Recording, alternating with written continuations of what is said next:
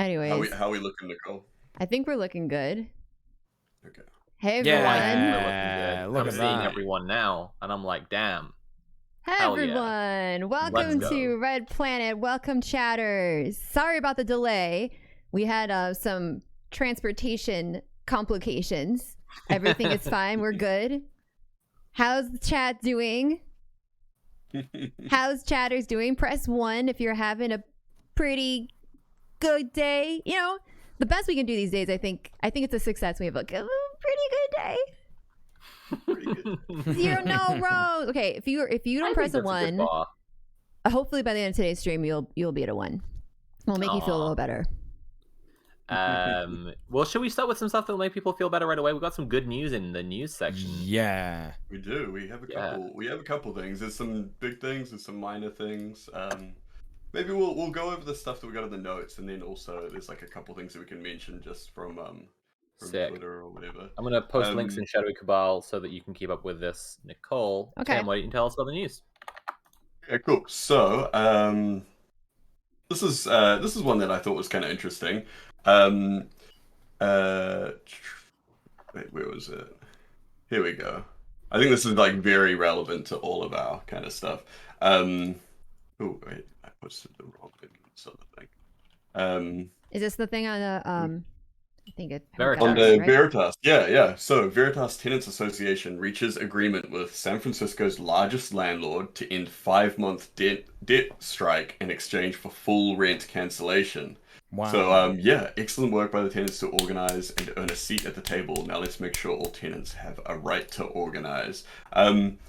Yeah, this is like really cool work. And it's like, I mean, I think it's like it's very on brand with like a lot of the stuff we've been talking about you know, yeah, obviously like, you know, tenants unions and all that kind of stuff like that. Mm-hmm. But the ability to just just to kind of just keep doing your thing, just to yeah, I mean, like with organization and everything like that, people like skilled organizers, people that know what they're doing and stuff, working with everyday people and just kind of like holding out. And you know, it's like, it's pretty amazing. Like, where was it? In here somewhere there's like I can't remember how much it was. Yeah, more than 18,000 households had asked for over 289.4 million in rent and utility assistance as of last week.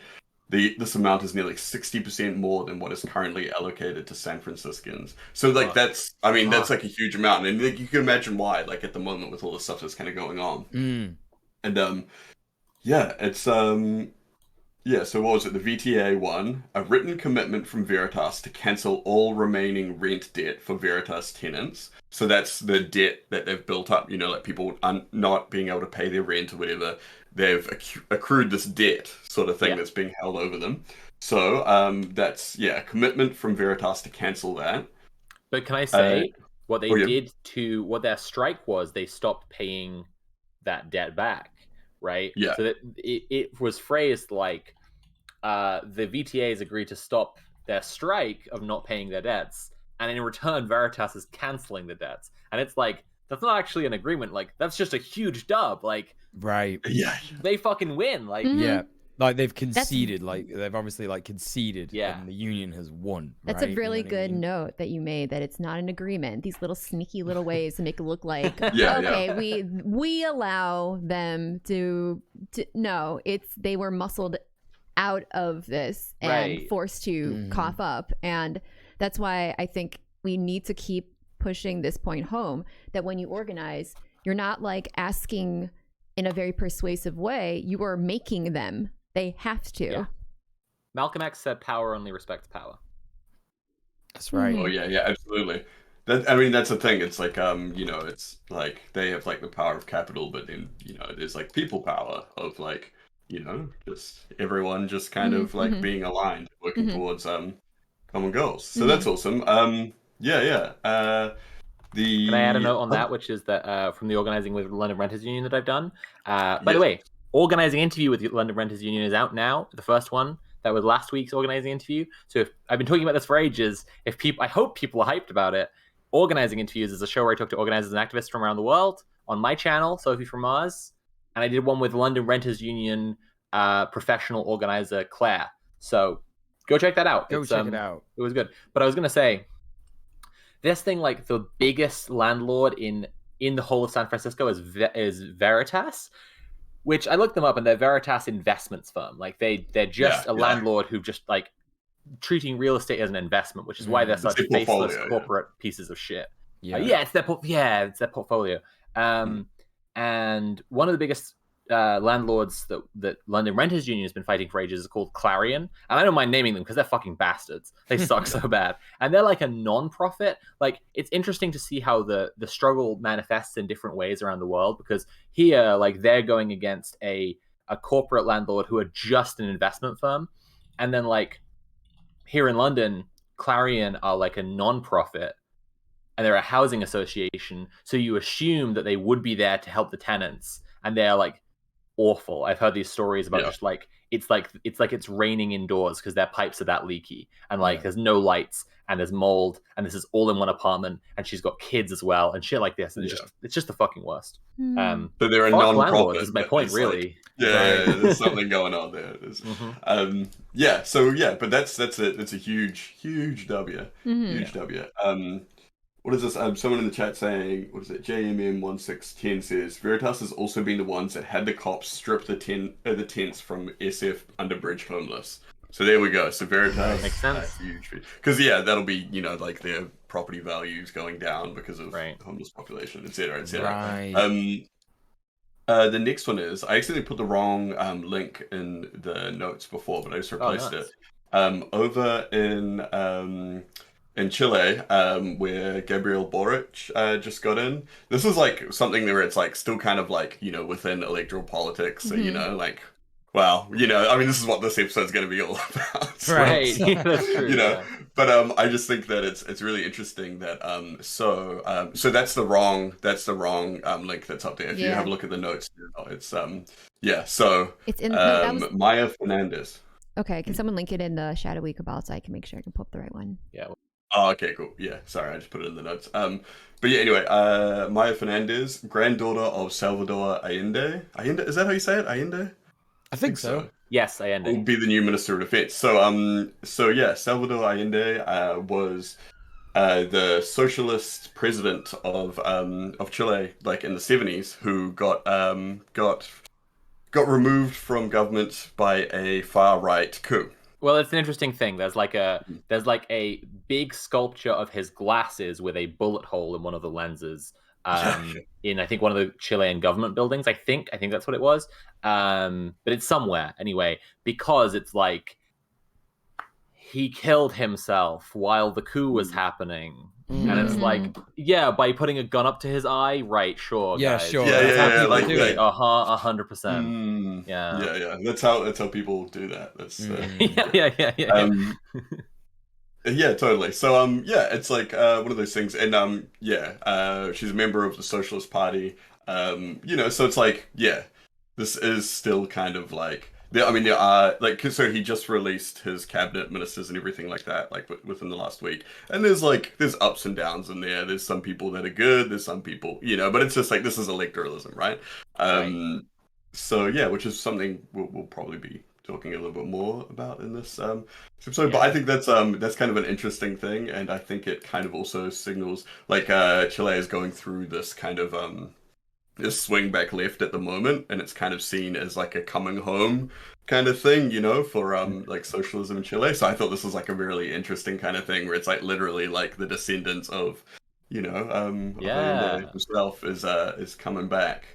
I mean, my favorite protest sign I ever saw was one against the previous regime, where someone with a sign said, "Neoliberalism was born in Chile and it will die in Chile." And I'm like, oh, that's good. Oh, that's why it's such a dub, right? Because it's like, again, it's like, this is where neoliberalism started. It's so huge for the people there. Yeah, I've seen a lot of people being really dismissive and just being like, "Well, it's not a revolution." And it's like, but I think it's definitely going to make probably going to make life better for a lot of people at the moment. So like we got to take the dubs where we can. Yeah, and like you're saying, it does. We are here to talk today about when electoralism does matter. But also, like just one brief pause, and I'll try and make the whole of the shock doctrine really concise here, but like we in the imperial core often think of in neoliberalism as a market mode where like we just I don't fucking know. What is it? Fetishism of the marketplace. Thinking that the free market can solve every problem. Like, it's just hardcore liberalism. But that's not the whole history of it. Like, outside the imperial core, where we have all these wonderful free market solutions, they were doing genocides to, like, make this shit happen and enforce it on the whole world. And the first one the first horrific regime of torture and rape and murder that they implemented was in Chile. And that's, so honestly, turning that shit back, even if it's through electoralism, it's better than nothing, right? It's better than nothing, yeah. And it kind of it's something that people in the imperial core love to criticize all the time, innit? Like you say, like people, they're just like, oh, you're doing it wrong. Like like Tim said, some people are criticizing it, saying, no, it's not a revolution. Like, well, what do you want? Like, what kind of a revolution do you want? Do you know what I mean? Like, and I'm sure there's like people over there that are still pushing towards, revolutionary socialism or whatever project they got going. Like, there's like, like just because this is happening doesn't mean they're, like they put that on pause or anything like that. Right. But and Box Full of Leaves in the chat also points out that between this, Peru, Bolivia, and the possible Lula election in Brazil, it'll be interesting to see what comes out of South America. It would be amazing to see a kind of South America that is kind of getting back to socialism. A sort of red continent, if you will. Like maybe the red is spreading and we'll actually end up with some kind of whole like a planet. I lost the thought. I lost the Yeah, what could it be? It's gone. But yeah, no, and so we had some other little things. I just did, I asked a question on Twitter about, like, what are some good things that happened this week? And so we got, there's a bunch of, like, people that said some really good personal news, which is great, but there was, a couple good things in here. There was, they just started the HIV mRNA vaccine trials yesterday, which is great. That's, like, a huge thing there. There was a Long Island Amazon branch forced to vote on unionization. That's great. And what else? There was some good stuff. Butterflies have taken over Melbourne. Always good. Good. Fuck yeah. Something happened last week, which I didn't announce in the middle of the show because I wasn't sure about how professional it would be of me to talk about, but I sent Mule the link to it. And then, so if you watch the VOD back from last week, you can see me watching the camera really closely while I wait for Mule to see the link. And then he's like cracking up, and then I'm cracking up, but you can see it at the one point in the VOD. Anyway, the lead of famous neo-Nazi band Screwdriver got COVID and died because he wasn't vaccinated, and he said COVID was just a lefty Jewish plot. And honestly, fuck that guy. Right. Yeah. Absolutely. Yeah, Screwdriver are fucking terrible. They, I mean, if you're not familiar with them, they're probably the biggest, like, most influential neo-Nazi music act, like, ever. Like, throughout, like, punk, heavy metal, and all this kind of stuff. Like, a lot of, even, like, NSBM and stuff, a lot of guys that became big in that scene all came from, like, Screwdriver tribute bands and shit like that, and it's like they were like an immense force. And there's like this weird thing where a lot of people will, even non-racist people will be like, oh yeah, but their first album was really sick though. But it's not. Like, it's shit. And I think it's like they kind of got like worshipped because they were the first band, and they were like the only band in that kind of scene that there was for a long time, so people kind of deified them. And it was like one of those things, like how people just kind of make excuses because they're like, oh yeah, but they got some good riffs or whatever. It's like, no, they don't. So I just want to clarify as well, because there's some people in the chat, it's Screwdriver with a K, right? Yes. Just so because there's every chance that someone out there might be a little startup musician calling themselves Screwdriver. They have no idea about this guy. Good guy, Mule. It's Screwdriver with a K. But just remember, not here to talk about the very, very funny death of the Jewish communist plot that took down Screwdriver. Fuck, I wish. Hey, that would be like a really good Inglourious Bastards kind of movie, right. A bunch of like communist punks take out Screwdriver. Fuck yeah, that'd be awesome. Someone says that giant pandas aren't endangered anymore.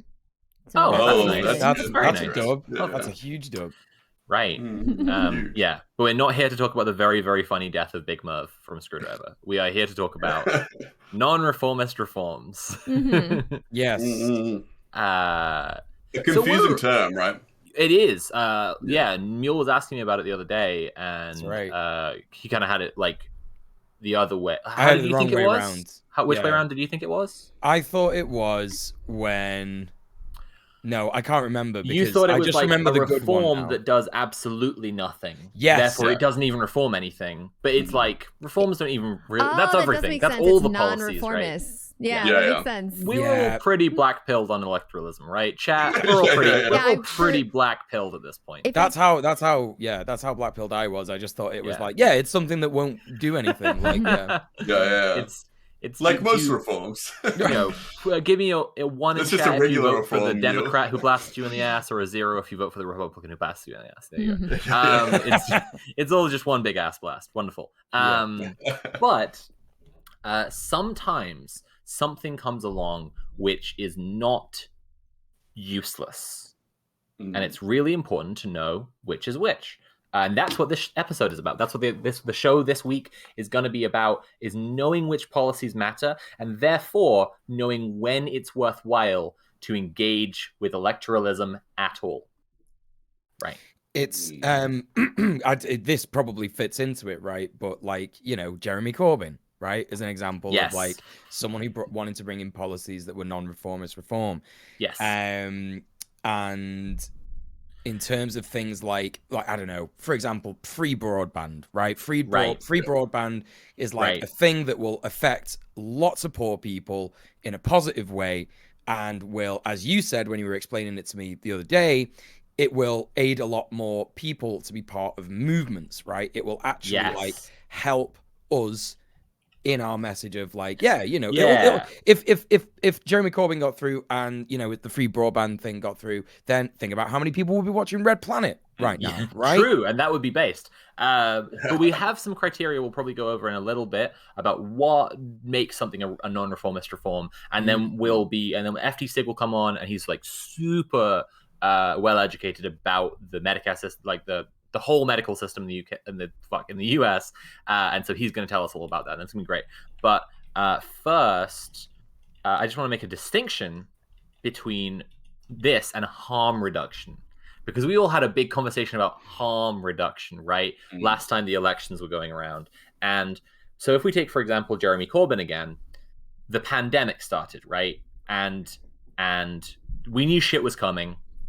And maybe this is a little anachronistic to exactly when this is a little wrong for when we actually knew the pandemic was coming. But like the 2019 election was just a few months before the pandemic started. So in hindsight, right, we could say one good reason to vote for Jeremy Corbyn is he definitely would have dealt with the pandemic way better, right, than the Tories did. And that would be a harm reduction discussion. And we're not here to talk about harm reduction today. I'm not saying harm reduction isn't a valid point. I'm also not saying it's true. I'm not saying anything. That's not the conversation this is. That's why I want to distinguish this. Like, we are talking about non-reformist reforms.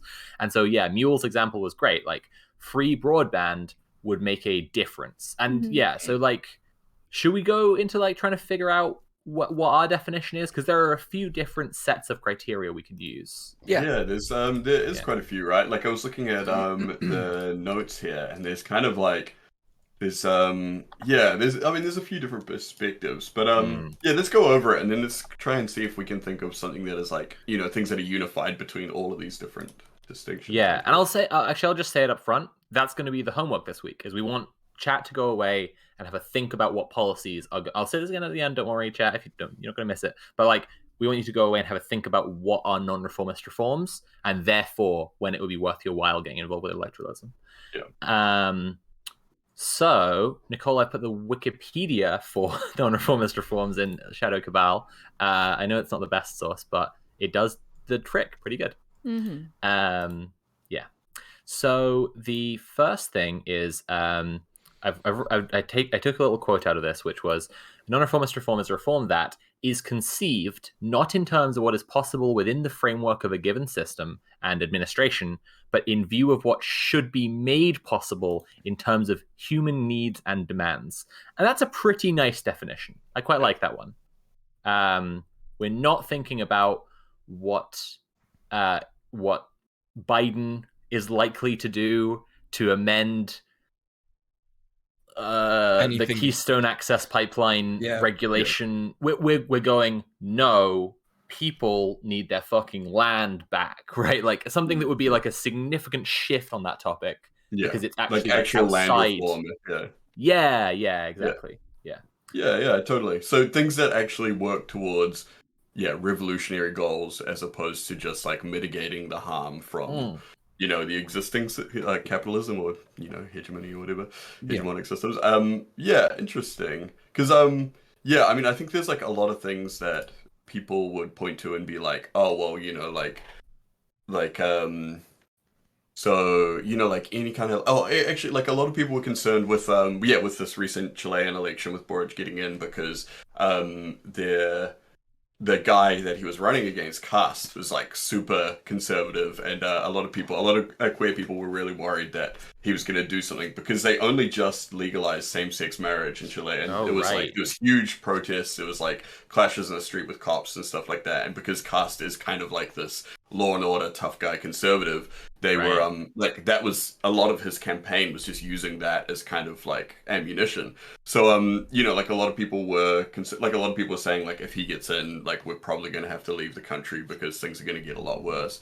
So for things that, like voting for Boric, where it's like he's going to get in and he's probably going to make life easier for queer people in the most parts. Yeah. Like, would you say, because there's like, okay, so that's harm reduction, because like people aren't getting like literally harmed, but then also it's like, if you're not at risk of just being fucking, like I don't know. Yeah, well, it's like, the question is it the because the non-reformist reforms would refer to the policies. So I guess what would be the example of the policy Boric puts in this point? Yeah. Did Boric put in like legalizing same-sex marriage? I think it came in just before he came in. But it was like, it was like a really big, like, it was like a campaign thing for both of them, where Boric is like, I'm the guy that's gonna, make things safer for you, and Cuss was like the one where it's like, actually, cops are, cops have got something here, like beating you up in the streets is good. So it's kind of like, I guess, because what I'm trying to get at, like, I mean, like, I don't have a specific policy in mind, is like the idea of where something reduces harm to the point where it means that people can actually go out and agitate in the streets and people can actually work towards revolutionary goals. But then it's kind of like, is that just too far removed, where it's like... Well, no, I feel like if we go on the definition we've already... So maybe this is a good point at which we'd start using different criteria, but the definition we already read out was, it's conceived not in terms of what's possible within the framework of a given system and administration, but in view of what should be made possible in terms of human needs and demands. And I'm like, so if we think of it as legalizing same-sex marriage, that's absolutely a non-reformist reform, because they didn't just go, can we do it? They said it has to happen, and they made it happen. Absolutely. And then, so if you're like, if we're going to frame it in terms of that policy specifically, someone could be saying to their neighbor, like, I need you to vote for Boric because he will protect this, which is a serious change to like meet people's basic needs. Okay, cool, interesting. Okay, well, should we have a look at some of these other definitions? Absolutely. So, Nicole, if you go down to the heading "Criteria for Identification" in the Wikipedia article, there are a few different ones. There it is. And why don't Nicole, you read us the Dean Spade set of criteria? So basically, these are just different folks who have tried to define it. So Dean Spade says, does it provide material relief? And I guess we can think about the example of same-sex marriage in this regard. Does it provide material relief?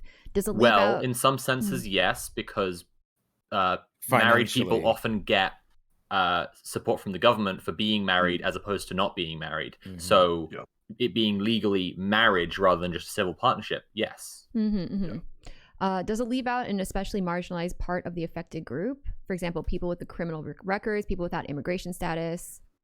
I'm assuming that this is the I'm assuming no, right? Yeah. Yeah. Does it legitimize or expand a system we are trying to dismantle? I think there's an argument potentially for that being the case. Someone could argue that marriage is actually a bad system, right? So they could be like, well, no, we actually don't want there to be more marriage. We don't want people to get tax cuts because they're married. We don't want people to have these weird like ownership laws, which like these weird laws which stem from like men owning women. Like, maybe, but you could argue maybe, and that's when we're like maybe. Yeah. Unfortunately, I think that any sort of electoral process, it's in some way, shape, or form legitimizes the system you're trying to dismantle. I think it's always a sticky point, which I think a lot of people emphasize to the point where it blinds them to any utility to electoralism. Well, let's think about expand. Does it expand marriage as a system? Well, yeah. So there's one maybe. We might use this example and say, oh, actually, these criteria say maybe it's not a non-reformist reform. Well, I was thinking that expanding a system as in relying on the state to provide you your needs, and also legitimizing the state by saying it like rainbow avatar state, essentially. You know what I mean? Because you see that happening all the time. All the time in the Democratic Party in America. America loves to do this, loves to be like, we are the progressive party. See, look, we passed this thing. And then people go, see, no, you are now considered like the good party, and we are going to vote for you and vote blue no matter who and all that stuff. So totally. Yeah, absolutely. Yeah. Should we pick a different policy and try that through Dean Spade's criteria? Sure. I mean, the policy that I think we're going to be discussing today, I don't know if we should like go into that right away, or we should stick with one. I think it's okay to mention it. It's in the title, isn't it? It is in the title, right? Medicare for all, or single payer healthcare, right, for America. And I eventually want to get to this Medium article, which is how I was introduced to this topic by my viewer Jameson, because one day I was harping on the uselessness of reforms, and he was like, "Wait a minute." So I learned a lot about this interesting existence of the non-reformist reform. But fun. I guess do you want to jump into Medicare for all? Let's okay. Sure. So does it provide material relief? Chat. Yes. Right. One is yes. Surely. Whoops. If you believe. I thought you meant us. That's true. Yeah, we can get chat involved. That's a good point. Get chat involved. Chat. If you think that Medicare for all provides material relief, hit me with a 1. If not, 0. And it'll be 1 for yes, 0 for no on every question. Right. Mm-hmm. Right. Yep, lots of 1s. I agree. Yep. Right. Yep. Does it leave out an especially marginalized part of the affected group? Now, the affected group here is everyone who could need healthcare. Does Medicare for all leave out a marginalized part of that group? Yeah. 1 for yes, 0 for no. Yeah, I can't think of any way where that. Yeah, right. I mean, I don't recall the details on Medicare for all, because I know that every politician had their particular tweaks on it. True, but my understanding was it was defined as a non-mean tested program, meaning it should be universal and not required. You didn't have to be required to be like a citizen, right? Yeah, if I recall. Well, so that's an interesting question, right? Because if people put their little tweaks on it, you could wind up with it becoming no longer a non-reformist reform. If Mitch McConnell gets his hands on it and he's like, right, but only if you can show ID or something, right? Then we know it disproportionately affects people without ID, so it disproportionately affects people of color, right? All right. 1 for yes, 0 for no. Does it legitimize or expand a system we are trying to dismantle? Ooh. That's a tricky one for this one. Right. Well, I'm like, yeah, kind of. Okay, so I can speak to this. So I think that on one hand, it legitimizes, like I said before, the state being the provider of rights, the state being the provider of these things. But I do think it serves to delegitimize and to reduce the system that we're actually trying to dismantle, and that system being like private health insurance or private health care. Yeah, insurance industry in general. And I know that the Medium article discusses this really well, and I think some other these other people also kind of touch on this, which is the idea that a non-reformist reform would serve to prove, of the many things it does, serve to prove as an example to those onlookers of what happens when you do socialize things. Because at least in America, we are taught that everything going private gets better. You privatize it, it gets better, it gets nicer, it gets prettier, it gets faster. So the idea that if you don't privatize, you socialize it, that it would actually be better is kind of proving that, hey, if we take things back to the collective, right, correct. So Well, I think that we're getting stuck on this question, on this criterion specifically. I'll just read out the last one. Chats, yes for 1 for yes, 0 for no, but then we'll go on to some other criteria possibly. And so the last criterion in Dean Spade's one is, does it mobilize the most affected for an ongoing struggle?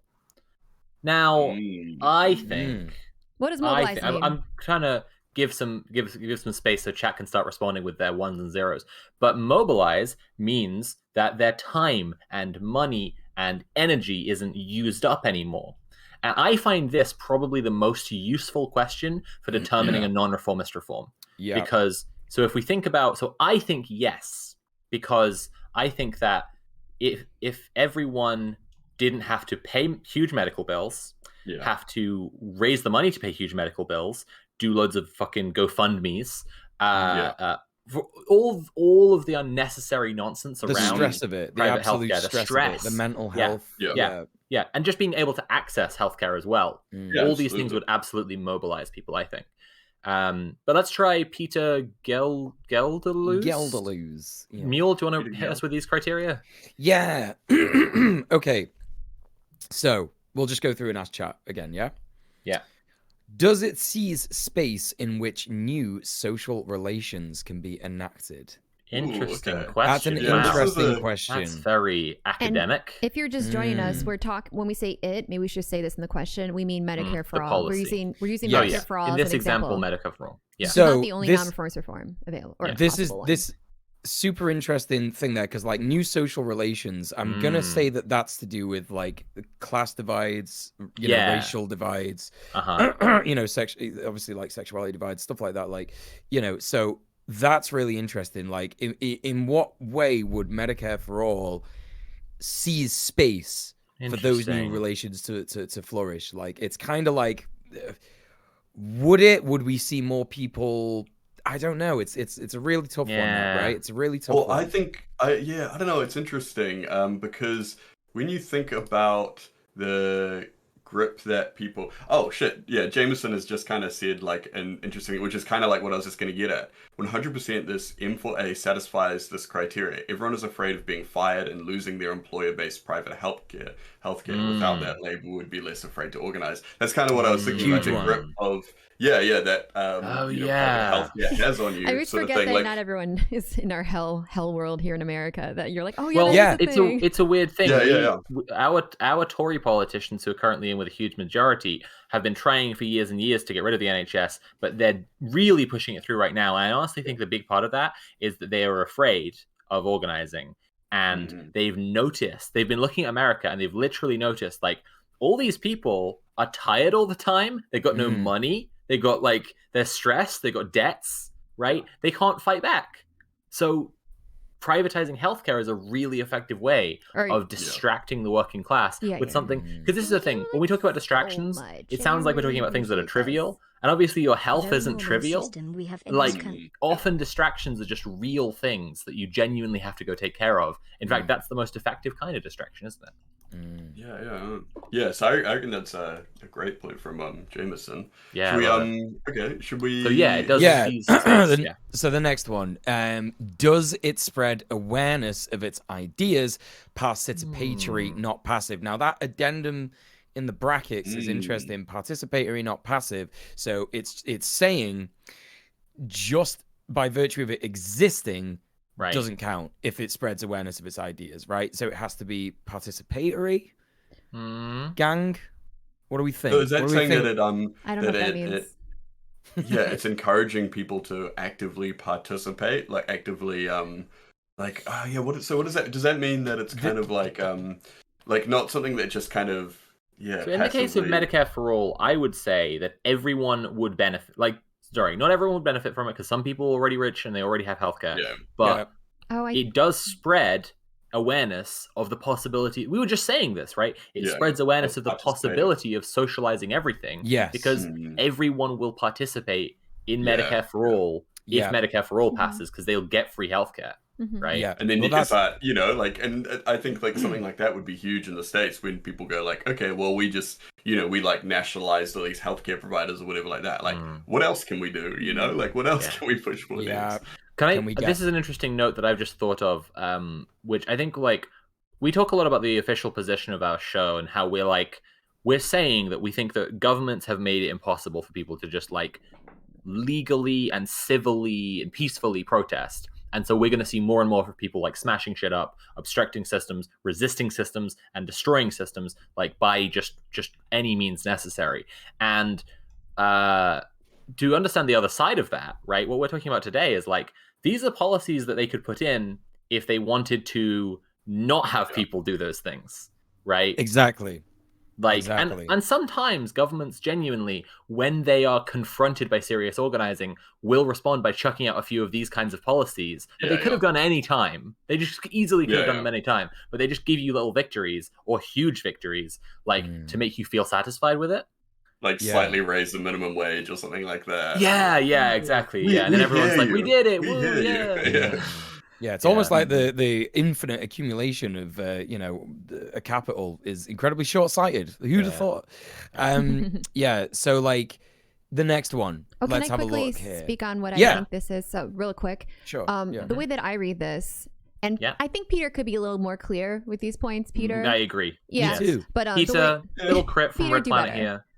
Come on. But the way I read this is, does the system as it exists something that you are actively having to engage in and therefore have to acknowledge its benefit, or is it something that is so in the background that you can forget about it? And one of the examples of this is, I'm speaking from my public health experience, that in public health we always talk about how good public health is not even seen.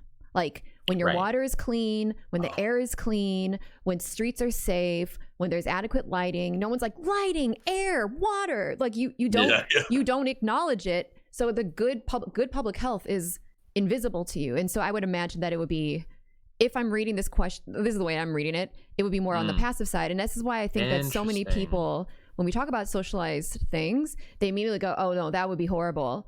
And I'm like, do you not realize how much is already like that? They don't understand very interesting. Roads and things like that. Like it doesn't register them. So that's the way that I'm kind of reading that. No, that's interesting. Yeah. Okay. Very interesting because one of the biggest sort of criticisms you find of, I don't know, this comes from all areas of British society, but you do find a lot of British people like saying, we take our NHS for granted. Right, which is what you're saying. Like people take in our country the NHS for granted. It's in the background. It's like we just assume it's always going to be there. So like public health, like clean water, stuff like that. So yeah, that's really interesting. Yeah, and this is why I think that the right loves to talk about how bad the U.S. Postal Service is, when the same government underfunds it and tries everything they can to make it look as impotent as possible. Essentially, that's exactly what happens with their NHS. Socialization. That's exactly what they're doing to the NHS right now. Yeah, 1,000%. So I don't like Peter's criteria very much. I'm just going to say it. I don't really like these very much. You want to carry on with the last two of them? Because, like the next one is another example of why I don't really like this one. I don't like this either. Like, does it have elite support, right? So we're talking about electoralism. It's already really, So anything that's ever going to get passed has elite support. Yeah. And anything that's not going to get passed doesn't. So cool. A non-reformist reform is a policy which will never pass. Great. Great. Cool Thanks, definition. Peter. Great, Peter. Like, also, and let's just like be super cynical for a second. Like, let's be a Elon Musk tech bro and imagine our workforce. We're engaging in like neo-Fordianism, right? We're getting our workforce, and we're like, if we make them happy and healthy and blah blah blah blah blah, they're a better workforce, right? So there are plenty of elites who I think reasonably could support M4A because they're like, well, then they'll be healthier workers and they'll get more done. They take less sick days. And this is the way that I divide.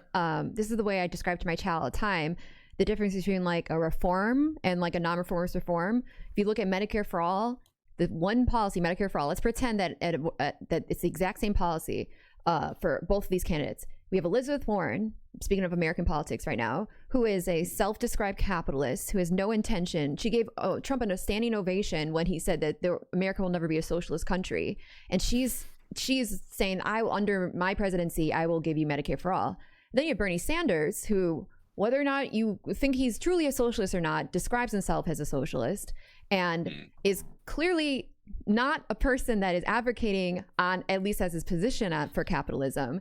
He is grassroots support. His approach to Medicare for all seems far more in line with a non-reformist reform.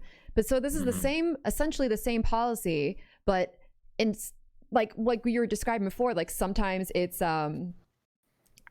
sometimes these things can be used to help to reinforce, make healthier workers, so more production. And I feel like that's an Elizabeth Warren approach. And so I do think there are sinister ways of sneakily taking something that might appear to be a non-reformist reform and to be like sneakily guide it toward more of a thing that legitimizes and strengthens the status quo. Yeah, and all of this is a good example of how non-reformist reforms could come into play in, for example, the Democratic primaries, but they can't really come into play in the general election. Like, it's very rare for a presidential candidate to change halfway through and be like, oh yeah, I do want Medicare for all. Right. Or something as serious as that. It would seriously affect their base and it could throw the election for them. So it's like, past a certain point, you're not going to change the policies. And this is why, and also I think this is a bigger part of the episode we're doing today, is like, understanding in terms of policies, not in terms of personalities, is so fucking important. Because literally, like, if your like local town council guy was doing like a local, not town council, I guess like your state legislature, right, was gonna do a socialized medicine for your state, and that exists, I think, in Boston. No, what is it? Massachusetts. I think Massachusetts has some form of pretty like cheap or free healthcare, but like, and they were Republicans, right? You would want to not vote for them. But if you're already in a red state and it's going to be Republicans anyway, right, then you could engage with it as far as like, I do want the guy who's advocating for the thing that would be a non-reformist reform. Like, or again, if it was a Democrat and they were just a really shitty Democrat, like they're really fucking, who's the one? Kirsten Sinema, right? Like everyone's absolute least favorite politician, the epitome of cringe, right? But if they were like Medicare for all, right? You just gotta, like, this is why you have to care about policies and not about like personalities as much. Yeah. But obviously, if someone is, you know, their personality is they're going to brutalize minorities, don't vote for that person. Like, you know, obviously, I'm not saying like vote for the guy who's like, you know, a fascist. But I just wanted to offer like my take, because maybe we'll carry on with this criteria, but like my take, and maybe we'll back and forth with this, but is that we live in a society with, broadly speaking, two classes, right? People who own the means of production and people who don't. And we want everyone to be equal and have an equal relationship to power. And that's a struggle that people are engaging in, a class struggle.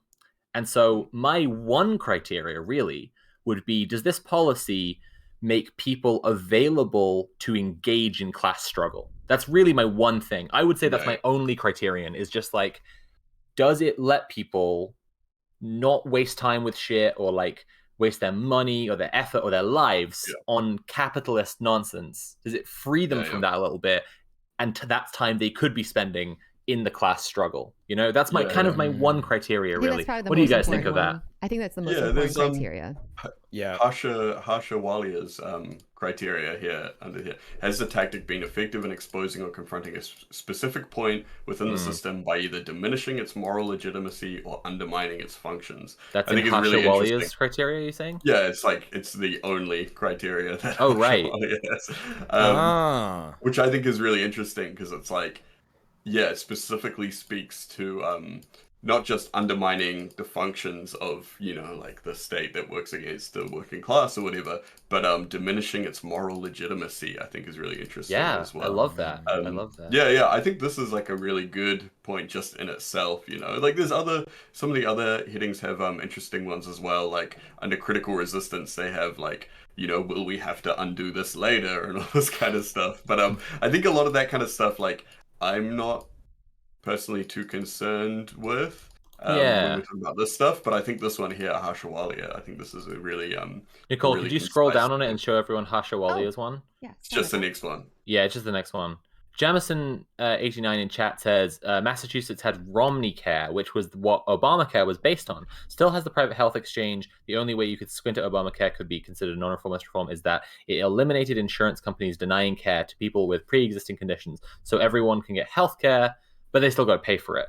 So that's already interesting. And you know who knows loads about Obamacare specifically is our guest this week, FD Signifier. That's right. Here we go. FD. Oh, here we go. Oh. Yo. Hello. FD. Hey. Oh, I hear Hoover noises. I'm going to jump in general and see if I can help. Okay, cool. Okay, sweet. Well, we're going to have this kind of stream right now, so. Look at that. I really like this. I love how you look right now. Yeah. I'm looking I'm looking very five head. Can you position it so the bottom of your mouth extends? Yeah. Now open your mouth. No, up. Oh, like this? Yeah. Now open. Like you're just taking a bite out of the bar. Yeah, exactly. Hopefully someone takes a screenshot. Yeah, that's exactly what I wanted. Thank you. Someone can do it on the VOD. It's fine. If you weren't fast enough, whatever. We'll do it in post. Mm-hmm. Yeah. Nice. These transitions are iconic. Hope we never grow out of them. We will eventually have a much more polished production. I'm actually going to talk to Nicotine about how she does everything so fancily. Hey. Our guest this week, FD Signifier. Hey. How's it going? Hi. All right, here we go. I'm just coming in hot. I'm coming in and dire need of this coffee. Yeah, I'm all out. Dire need of this coffee, y'all. Woo, all right. FD, do you know about non-reformist reforms? We were just going over some definitions in the chat. So I looked over the let's just keep going. I looked over the doc, which I'm reopening, cool. But I'm much better at hearing people talk about the thing. Okay, cool. So I'll just concisely sum back up and then lead into the conversation, which you're really here for. So we have been looking over these criteria with Medicare for All as our example.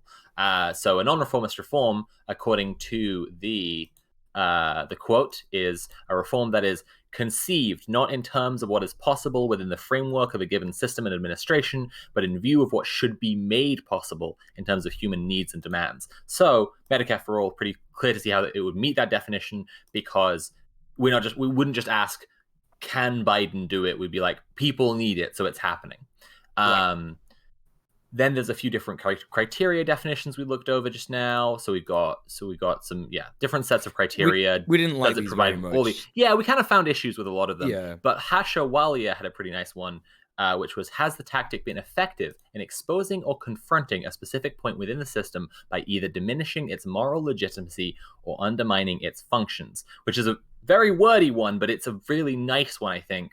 Yeah, so, I think it sums up a lot of good stuff in there. Right. Like, we were just saying how the American healthcare system essentially disables a lot of people by bogging them down with debt, by making their health shitty, and therefore paralyzes them, and they're not available for class struggle. Even like tying them to their employers with, and tying them, like that. Huge interconnected thing. Yeah. And I think healthcare for all, Medicare for All definitely does expose that, right? It exposes. Well, it doesn't just. I think I would say on the second one, really, it's it undermines its functions, right? Like, if everyone had healthcare, then they wouldn't be tied to their employers. They wouldn't be struggling with debts, all this stuff, right? Mm-hmm. Yeah. All right. I like that last one a lot. I remember when I was reading over the list of criteria, I wasn't so much iffy about them. I was just thinking, like, what's actionable? You know what I mean? Like, what can I take to people versus what will get likes on Twitter? It's one thing I think about a lot. Whenever we get into certain discourses and thinking about social action as opposed to education, which is still important. Yeah. And so that last one I love because, I hate to say it kind of lowers the bar, but it makes. Well, it focuses on the right things, doesn't it? Yeah. It focuses on it's actionable because I know one thing I think is useful about me. So I've done a lot of healthcare work in IRL, I've worked for a major major health research organization. My PhD program, my PhD coursework has been around a lot of health, sociology of health. And I've been in like meetings. I've been in the rooms with, CDC people. I've written briefs that were supposed to be seen by the governor and had to go through the process of writing this already tame thing. Right. And then sending it to a manager and being like, okay, not quite tame enough. Oh my God. Nice. Nice. So fix that, and then we'll send it to the governor for him not to read it. Okay. Okay. Cool. And so, and then the thing I lean on a lot, and I put it in the doc, is I'm older. I am new to identifying as a leftist, and thus being, I'll be 40 this year. I'm deeply invested in the status quo, just by the fact of where I am, my standpoint right now. Sure. I'm sitting in my house. I am paying for healthcare through my wife's job now because I left my job to YouTube. I have kids coming downstairs now. I really like this note that you put in here, though. My desire to protect my family, though valid, should not supersede the intentions or needs of others for whom slow progress is unacceptable. Which I think is that's a very really awesome thing to even to acknowledge, because you get a lot of people that are really like you said yourself, you're invested in the status quo, and then you see these people that are literally struggling to live, and you get a lot of kind of in other ways well-meaning liberal people that are just but if we start having these conversations, that might put my own shit might be I might lose something personally, so I joke with Anas. I know you all had Anansi on the other day about throwing bricks at tanks, right? And being in the streets. So I've been in the streets, right? I, participated very briefly in Occupy Wall Street. I've been to multiple protests, before I had kids. And I have friends and peers who are still very much in that space. Yeah. So and because of that, I understand that there's a, I was talking to Alki literally, I think maybe Friday night, kind of thinking about coming on here and how to effectively show up, or as a person who, again, is not, when I say invested, I want to be clear to anybody listening, it's not that I think this is right or the right thing to do. It's material interest. It's material. Yes, thank you. But on the flip side, I have friends who have spilled blood in the last couple of years. You know what I'm saying? Not their own. Yeah. And okay. And we have to internalize that when we talk about class struggle in the ideal sense, I was telling him, I don't like when people use the word revolution, because it obfuscates that we're talking about war. We're talking about violence at a material level if we're talking about immediate change. And so I am prepared for that if it comes. But I'm going to be honest in that that last bullet that still works, that's the best that works for me. But if somebody else hits the streets and is look, I started it without you. What you gonna do? I'm fuck, I guess we in there now. But yeah, well, this is interesting, because I was gonna ask a question which I think you've already answered. If it was going, you'd want to, you'd be like, it's okay, actually ideal what you said. Yeah. But I guess, and that's a lot of the time, there is that kind of thing where it's I think starting a movement, starting a revolution, anything like that, it's being the person that starts it, or the people that start it, is the hardest part. Once something is already going, other people joining on is that's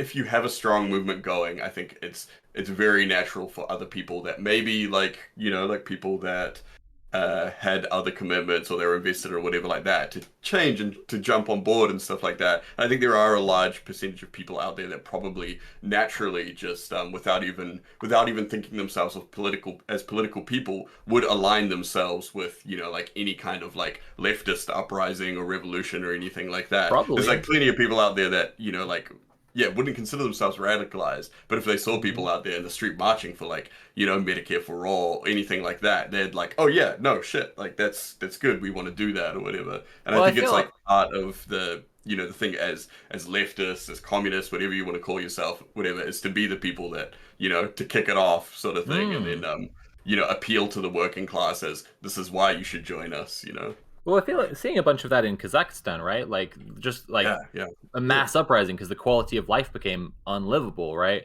But like I think that one thing that I think we've really tried to highlight on the show, I think, and Nancy does a great job of highlighting this in their work as well, is how much the violence that comes down is often against like not against people who are like forming a militia so they can overthrow the government. Like, I mean, we can see that plain as day actually, because like all the fucking right wingers are forming militias to overthrow the government, and the police don't care, right? So like they don't actually care to like crush that, but they do care to use violence to crush like people who are giving water bottles to homeless people during a heat wave. And actually like 99 or 95% of what we would call a revolution, if we're just defining it by like the system's like this system and then it's like that system afterwards, 95% of the effort and organizing involved is about taking care of people. And that's why we talk about dual power on the show. But the thing I guess I wanted to I wanted to ask a question, which was like you said about your kids. You said about having healthcare through your wife's employer? Wife's job. Yeah. And it's like, but obviously you would rather you and your kids just had healthcare if you needed it. Yeah, right? yeah. Like simple. Much better. That would be a much better thing on a multitude of levels. Right. So one of the things that I wrote a paper for my comp exams, and it was like, and I put this in the doc. The healthcare system is designed to be shitty. Yeah. At this point. Yes. It wasn't ever designed to be all that good, but like what happened with Obamacare, it was, you know, slowly dismantled once they took out the single payer demand or whatever. I don't remember the exact term. And then they just slowly dismantled it until it was ridiculously ineffective at providing healthcare at a reasonable price to enough people. It was never designed to cover undocumented Americans. It was never designed to do a lot of things in terms of like addressing systemic inequality within healthcare. But now it's not even designed to provide healthcare at a reasonable price to a lot of people. Now it's literally just a festering sore that makes it untenable on multiple levels. Can I ask you to kind of give us a bit of a history to Obamacare? Because we just had in chat someone pointing out that actually like it was Romney Care first and like all of this, which is like in line with what we're talking about today with like, you know, it's a policy that matters. Don't, you know, not to get overinvested in kind of a politician's personality. Obamacare has kind of an interesting history in that regard, right? Yeah. So, I mean, the first thing is to think about the fact that America has several presidents. I don't remember the names off beat. I think it was Truman, Wilson, and somebody else had tried that was their thing. Clinton, to try to do some type of socialized healthcare system. And every time the people have rejected it. The people have rejected it greatly because of capitalist propaganda and the investment in conservative ideology in the states, but they've rejected it. And it speaks to a core problem of just getting leftists anything across in America, which is how far the general population is from those ideologies. Then we get to Obama. I'm doing a love video in a couple of weeks, just a good old fashioned Black Love video, and I'm talking about Obama, and because it's a fascinating story that I think we haven't. There's so much meat to that bone.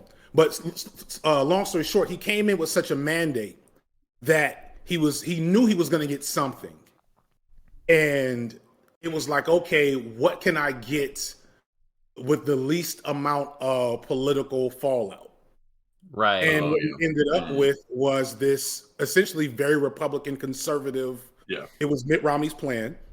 Yeah. A healthcare plan that was designed to improve access more than anything. 1 second, Joe. My wife is messaging me.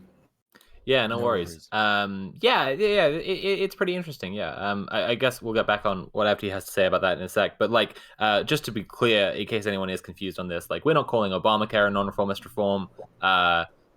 It's just pertinent to the history of healthcare in America. Yeah, I would call it a non-reformist reform. Be honest. Oh, that's really interesting. Okay. Okay. No. No, I'm sorry. I got that backwards. Please tell me that. No, I that's got that great. backwards. I'm sorry. No. Oh, okay. Obamacare is definitely a reform that was reform. Am I saying this backwards? It was definitely designed to not do a lot. So that's the real impression that Mule had for the what that's what. That's what I thought. Non-reformist reform. I got a little too hot. It's okay. You can also call it one example. Another way you can call it is revolutionary reform. So maybe that would be more clear. These are the same terms. Anyways. Or if you want to call it just a revolutionary policy, like it would cause a big enough shift. But an example that in the Wikipedia article, again, like they gave an example of reformist reforms, which I think is what we call Obamacare, and people say hate crime laws have been identified as an example of reformist reform because they add punishing power to institutions, often by including more money for local law enforcement, right? So they're just expanding the power of police rather than doing actually anything to like help people get on better, at least, or whatever other approach you would want to take. And they also got police body cameras have been identified as a reformist reform. I think that's a really good one because it's just like, what the fuck is that supposed to really do? Come on, right? Like when they can just non-lethal. Yeah, they can turn it on and off. Yeah. You know what I'm saying? The body cams malfunction. Yeah. So weird how that happens. Reminds me of when what was it called? Baked Alaska had his selfie camera off only for the like minute and a half where he got maced by Antifa. And I'm like, oh, that's weird. You filmed like 8 hours of Charlottesville and turned it off for like that so weird. Mm-hmm. Anyway, weird. Keep going, please. Yeah, so okay, so we are on the same page. Obamacare is not a non-reformist reform. Okay, not a revolutionary reform at all. Nice. And so it was designed to increase access, and that is just, we want more Americans to have access to what is essentially healthcare tied to taxable labor, right? That is what we want. So immediately that excludes undocumented Americans immediately, right? Because that is how, that's how it works. You don't have a Social Security number, yada, yada, yada. And that was never even like, not even on the table from jump, because they knew that wouldn't fly. And neoliberals, Democrats, they didn't really want that shit. So that's like step one.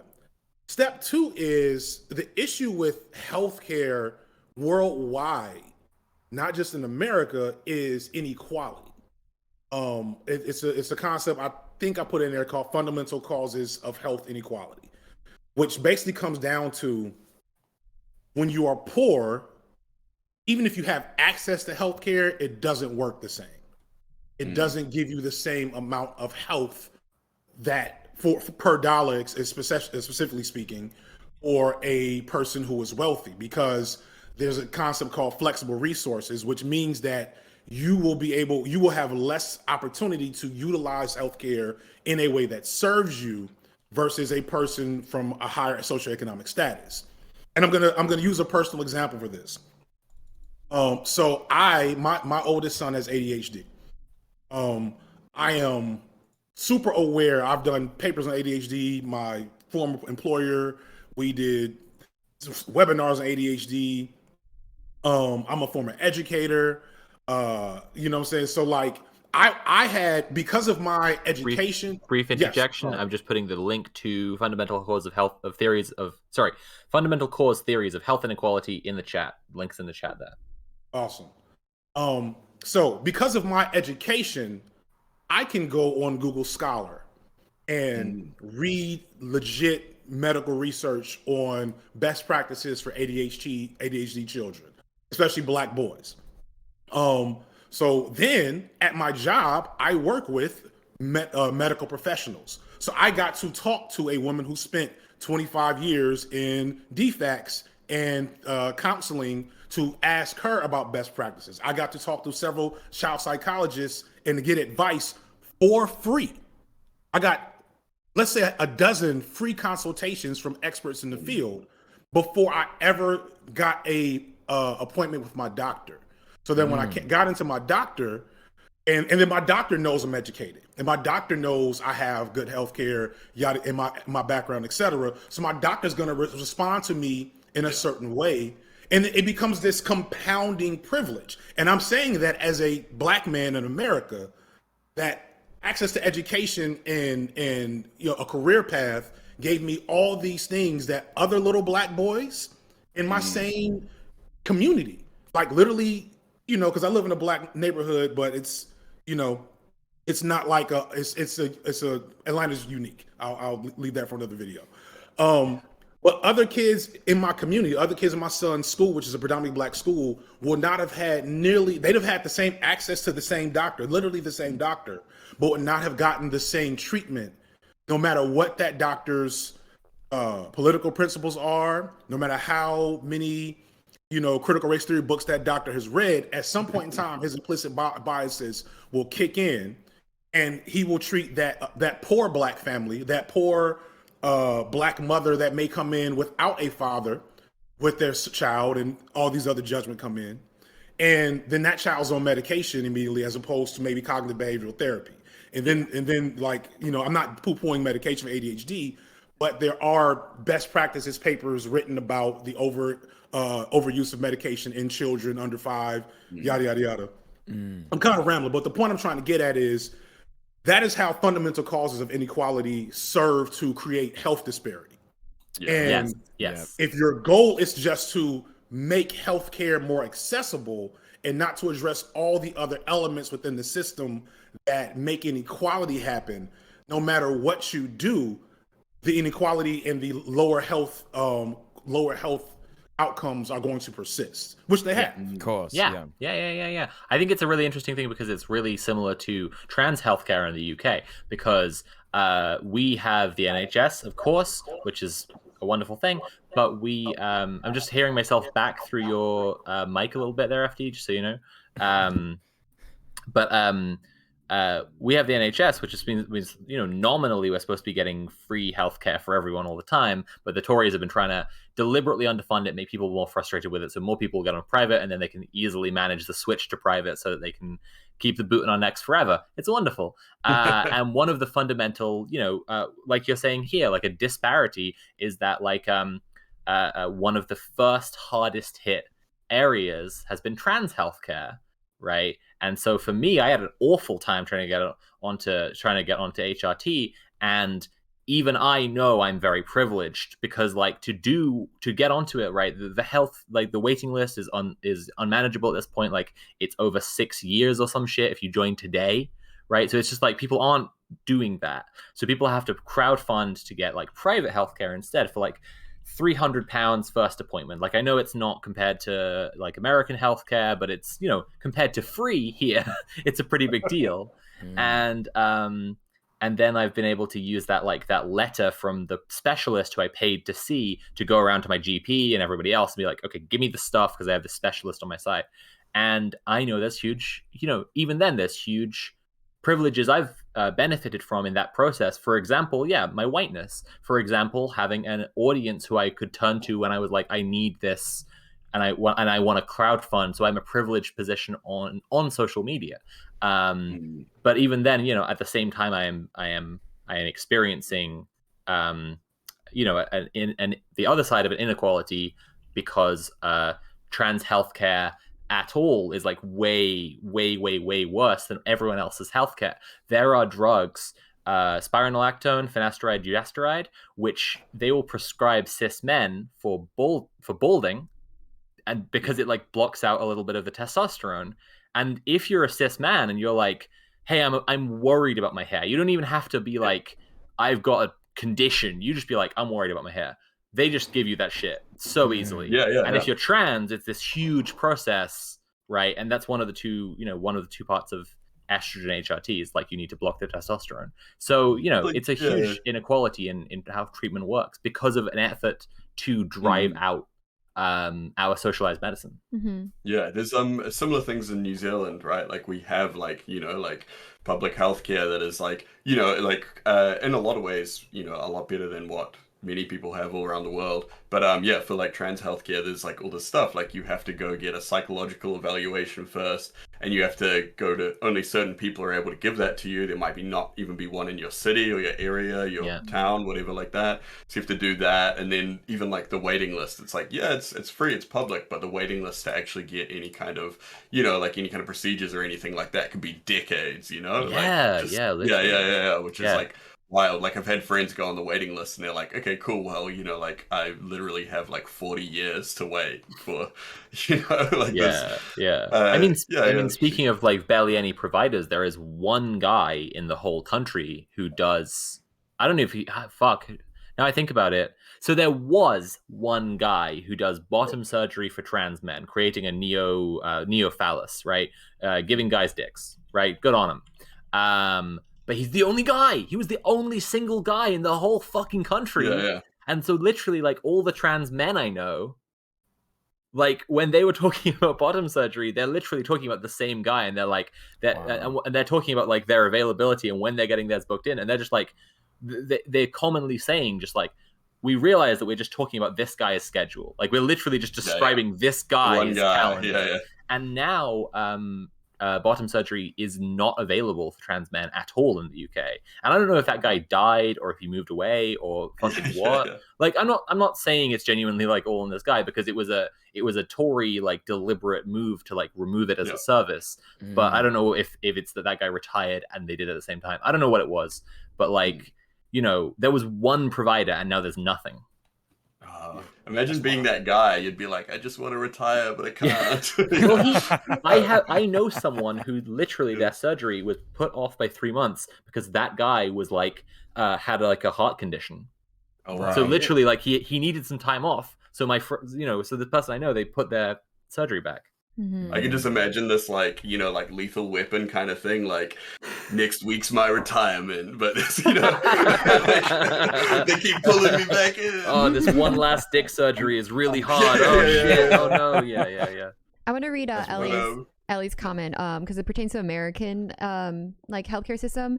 Ellie says, I see the inequality starkly from how well I was treated before transitioning and having my mom's insurance and being on Medicaid and having fewer queer healthcare options.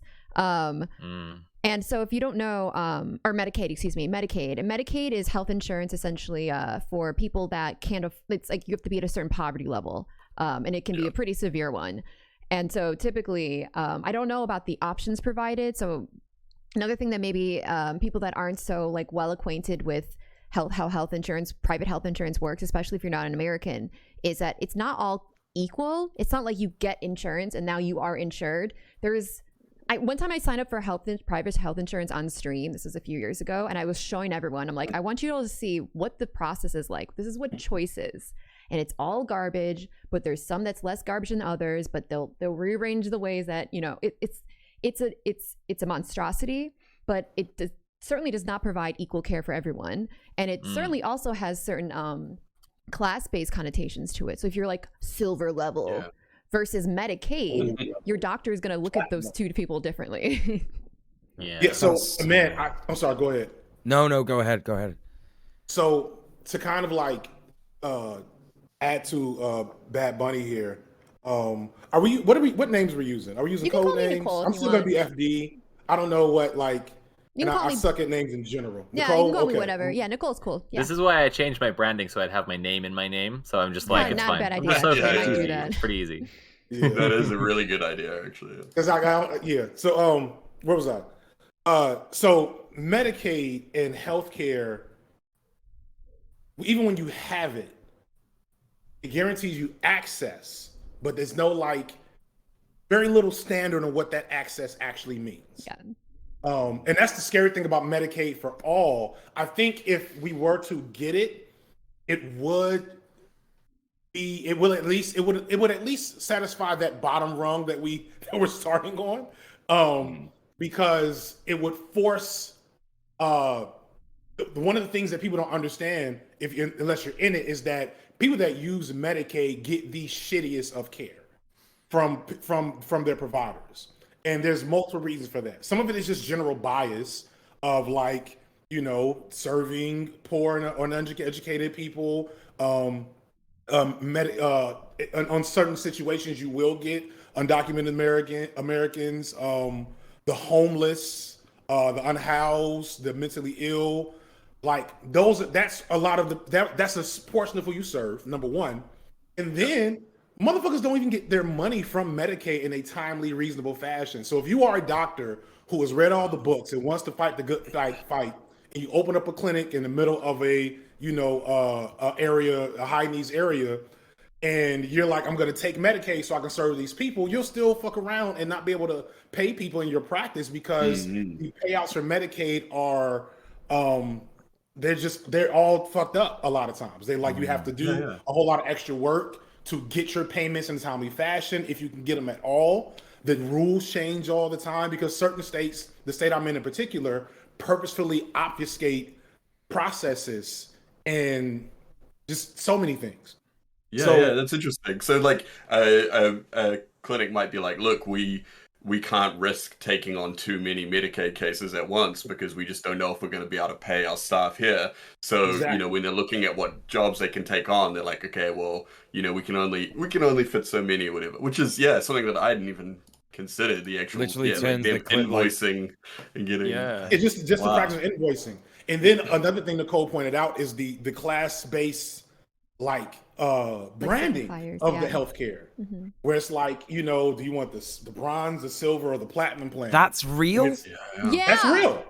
That's real. That is a real thing here in the States. They literally name them typically after those metals, like bronze, like gold, like silver, gold, platinum.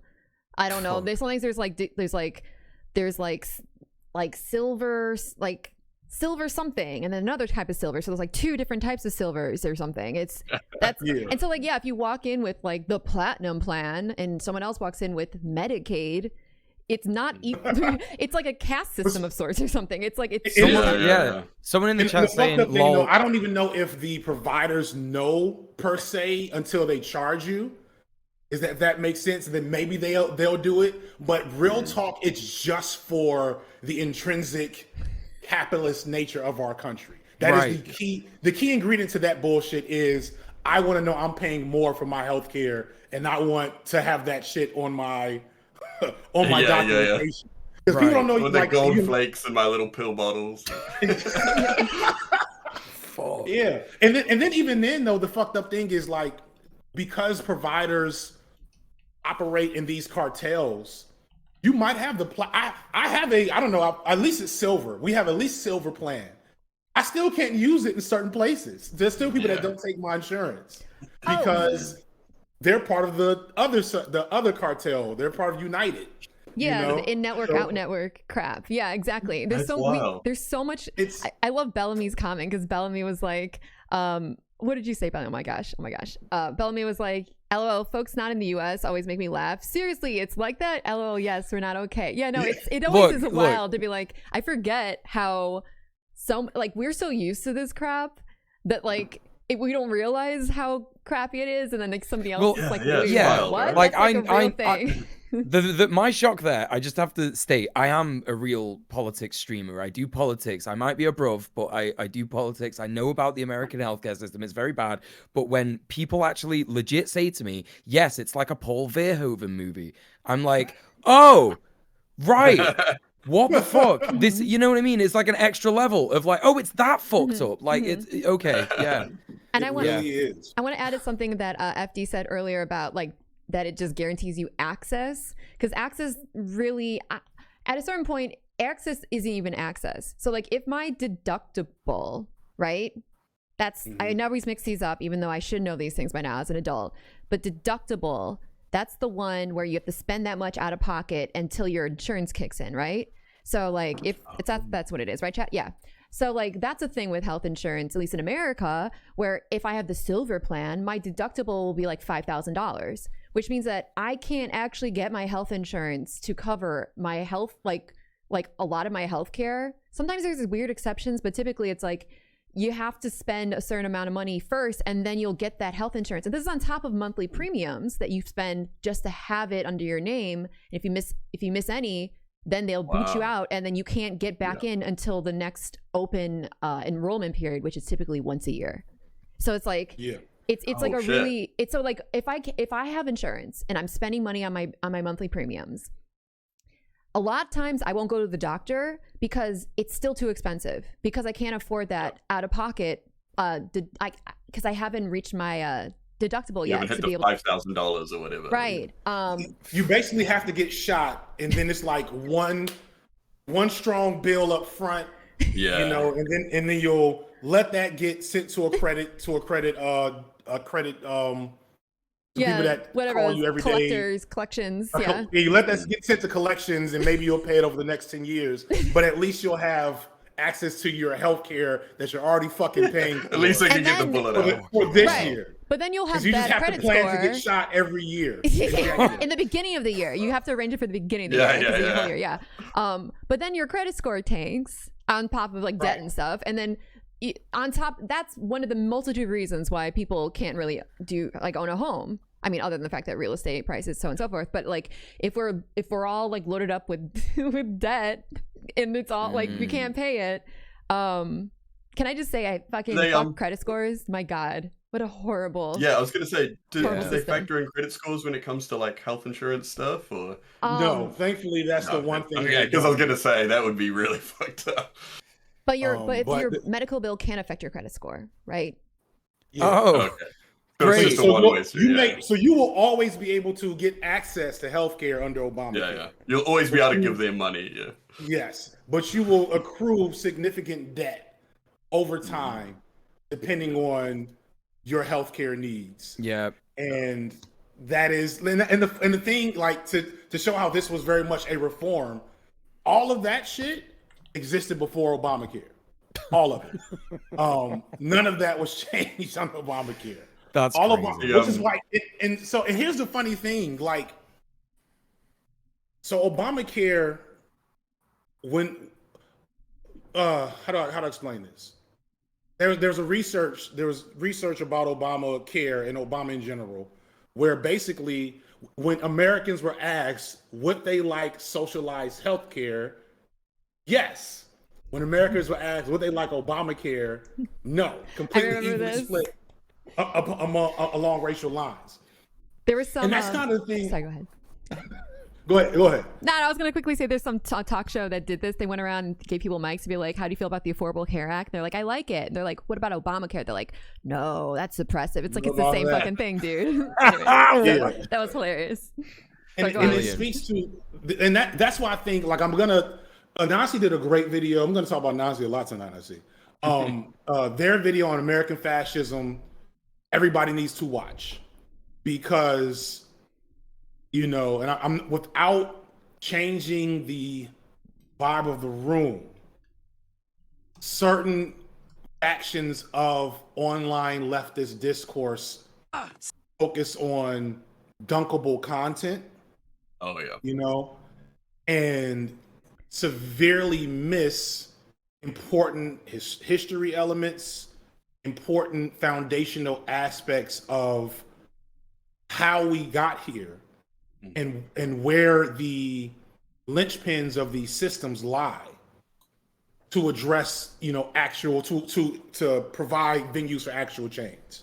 So something like Anansi's American Fascism video is super valuable because it gives a nice timeline of how we got here.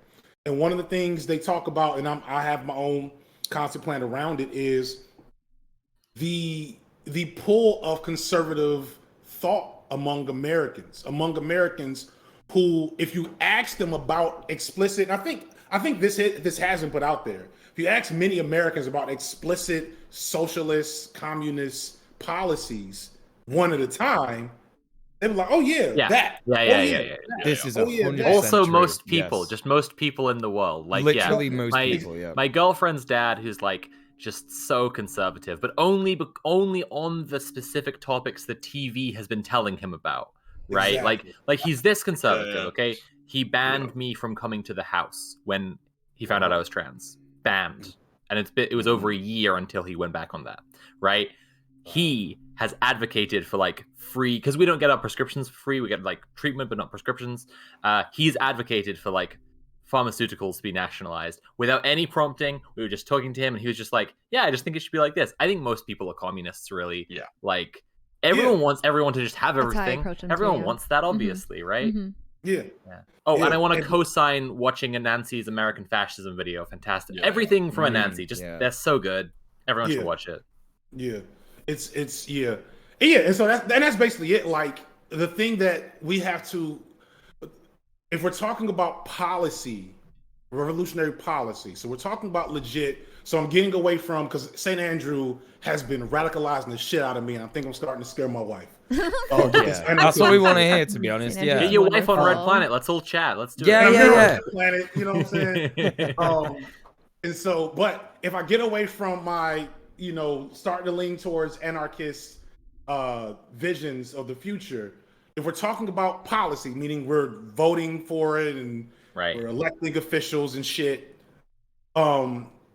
that is always going to be black pilled if we don't find, if we don't brand our shit. We have to like legitimately conceptualize, how do we break the hold of conservative branding that has people literally voting against their best interests, literally talking out both sides of their ass when it comes to explicit policies, because that's what they do. This is proven through research, as Sophie just mentioned.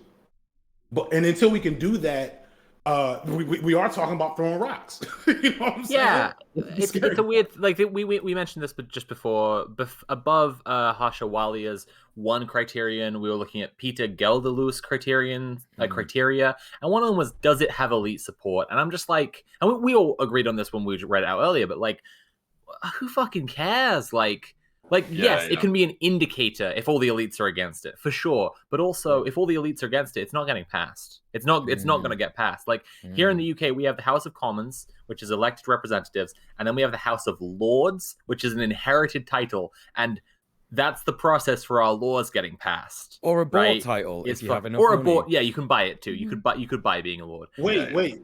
Sorry, so now I'm going to show my ignorance. Yeah. Oh, hold up. No. I'll go through it again. So it is like what you think it is. Yeah. We have representatives. We elect in the House of Commons, and then we have a House of Lords. They're lords. Do they have actual power to like? Yes. Legislate? Yeah. It's like a separate parliament, right? There's a reading. Everything that gets passed in the House of Commons goes to the House of Lords. Now, to be clear, only the MPs can actually write laws. To be fair. Okay. But then it goes back and forth in the House of Commons, and there are amendments to it, and it gets tweaked, and little extra sneaky shit gets shoved in, and then it goes to the House of Lords, and they read it like amendment by amendment, and the Lords decide which bits goes through. So like they can change a law, but only kind of yes, no, change it, and they can pass or fail laws. Like they have complete voting power. And the weird thing is, after everything I've just said, they are the only ones standing in between Britain and full fascism right now. Because, which I usually, trust, I would not be like defending the aristocracy, but I have a friend, in fact I have several, who are trans, who are engaged in activism where they are going to lords and ringing around and having meetings, and they're being like, hey, this policy would be really, really bad. So if you care about human rights, please don't let that one through. And then the lords vote it down. And like it went out of the House of Commons, all our elected representatives, because they gerrymandered it so much that we have all these Tories, and they control the media to make it so that everyone's fucking brain poisoned. So we have all these Tories in the House of Commons. The Lords are the only ones stopping their horrific bills from going through. It's fucking wild. It's terrifying. It's insane. It is insane. Is this Game of Thrones? Like, y'all? Yeah. I'm so blown. I did not know this, but I need to improve my engagement in international issues. I did not know that. It's ridiculous. It's such a paradox that is the case. That literally at this point, because of the constant creep of conservative appeal and what's the word we're using? Not reactionary, although that's it. Populism. Yeah, sure. Yeah. That you're relying on. Yes. That's crazy. Elite. We're relying on elites eventually. Yeah, essentially. I talked about all of this before on the show, but to run you through a really horrifying example really quick, there was a bill called the Police Crime Sentencing in Courts Bill, which everyone was terrified about because it would essentially eliminate our right to protest completely. Like it was deliberately vague, so it would give police powers to essentially stop any protest any of the time with up to 10 years in prison for protesting. Right, and that was the basis of it. And then it added in all this trespass stuff, which creates perpetuates genocide against Gypsy Romani traveler community, right? Essentially just anyone who's living nomadically, necessarily they're trespassing, so they go to jail for trespassing, right? So just all the travelers just in jail. And then they added in shit like you can't lock on, so if you brought a bike lock to a protest for your bike, right, then that's evidence that you were planning to chain yourself to something for protest, therefore way harsher sentence and shit like this. And it got worse and worse and worse and worse. And then the other day, it was read in the House of Lords, and the Lords were like, nah. So that's who killed it? The House of Lords. The Lords killed it. It's not dead. It's not dead. No, it'll that's go true. back to the House of Lords with the amendments in mind, which they can't put through. But then it's also worth mentioning the other bills that they're putting through, which are also increasingly fascist.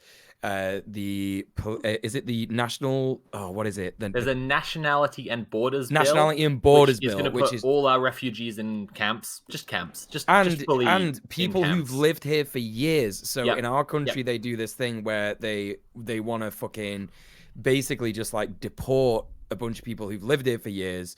But weren't necessarily born in this country. Yeah, real quick, there was a thing called the Windrush scandal because a boat called the HMS Windrush brought a lot of people from the Caribbean into the UK when it was still an empire, and those people, many of them don't have documents evidencing whatever, but they've lived here for 70 years, and they're being just shoved back into a country that they've never meaningfully engaged with, don't speak a language, and have a cultural connection to, and they're just deporting these people who've been in the country for 70 years. That's what it's part of. It's part and parcel of those horrific punishments. It's a punishment basically if you've not been born in this country but lived here for years and years. It's okay, well, you had a bit of weed in your sock, back to Jamaica, right? Basically. We had back in the day we had that over here with a lot of people from different Pacific islands or whatever that they call them overstayers and all this kind of stuff. And it got to the police doing what they call dawn raids, kicking down doors and just dragging people out and deporting them immediately or whatever. There was eventually an amnesty, but it was horrific. And there was so many people that had come over for work and stuff, people that had been paying taxes for decades or whatever, even despite not being, proper citizens. Even stuff there was people that were the descendants of people that were brought over here blackbirded as slaves and stuff, and it's just then getting the door kicked in and taken back to Tonga where they've never been and they don't know anyone there and don't speak the language and stuff. But the bill that I was talking about, Shafiq, my mod, actually correctly said in the chat, it affects second generation immigrants now. So people who've been born here. It's fully evil. And all these kinds of laws were literally at the behest of these lads. The Lords, the Lords get to choose. Either bought their way in there or been born into it. And also bishops is a thing apparently in the House of Lords. It's bishops. If you're a bishop, you get to sit in on the House of Lords. So of course. Nuts. But only a bishop within the Christian kind of church thing. Oh yeah, right? of course, yeah. Yeah.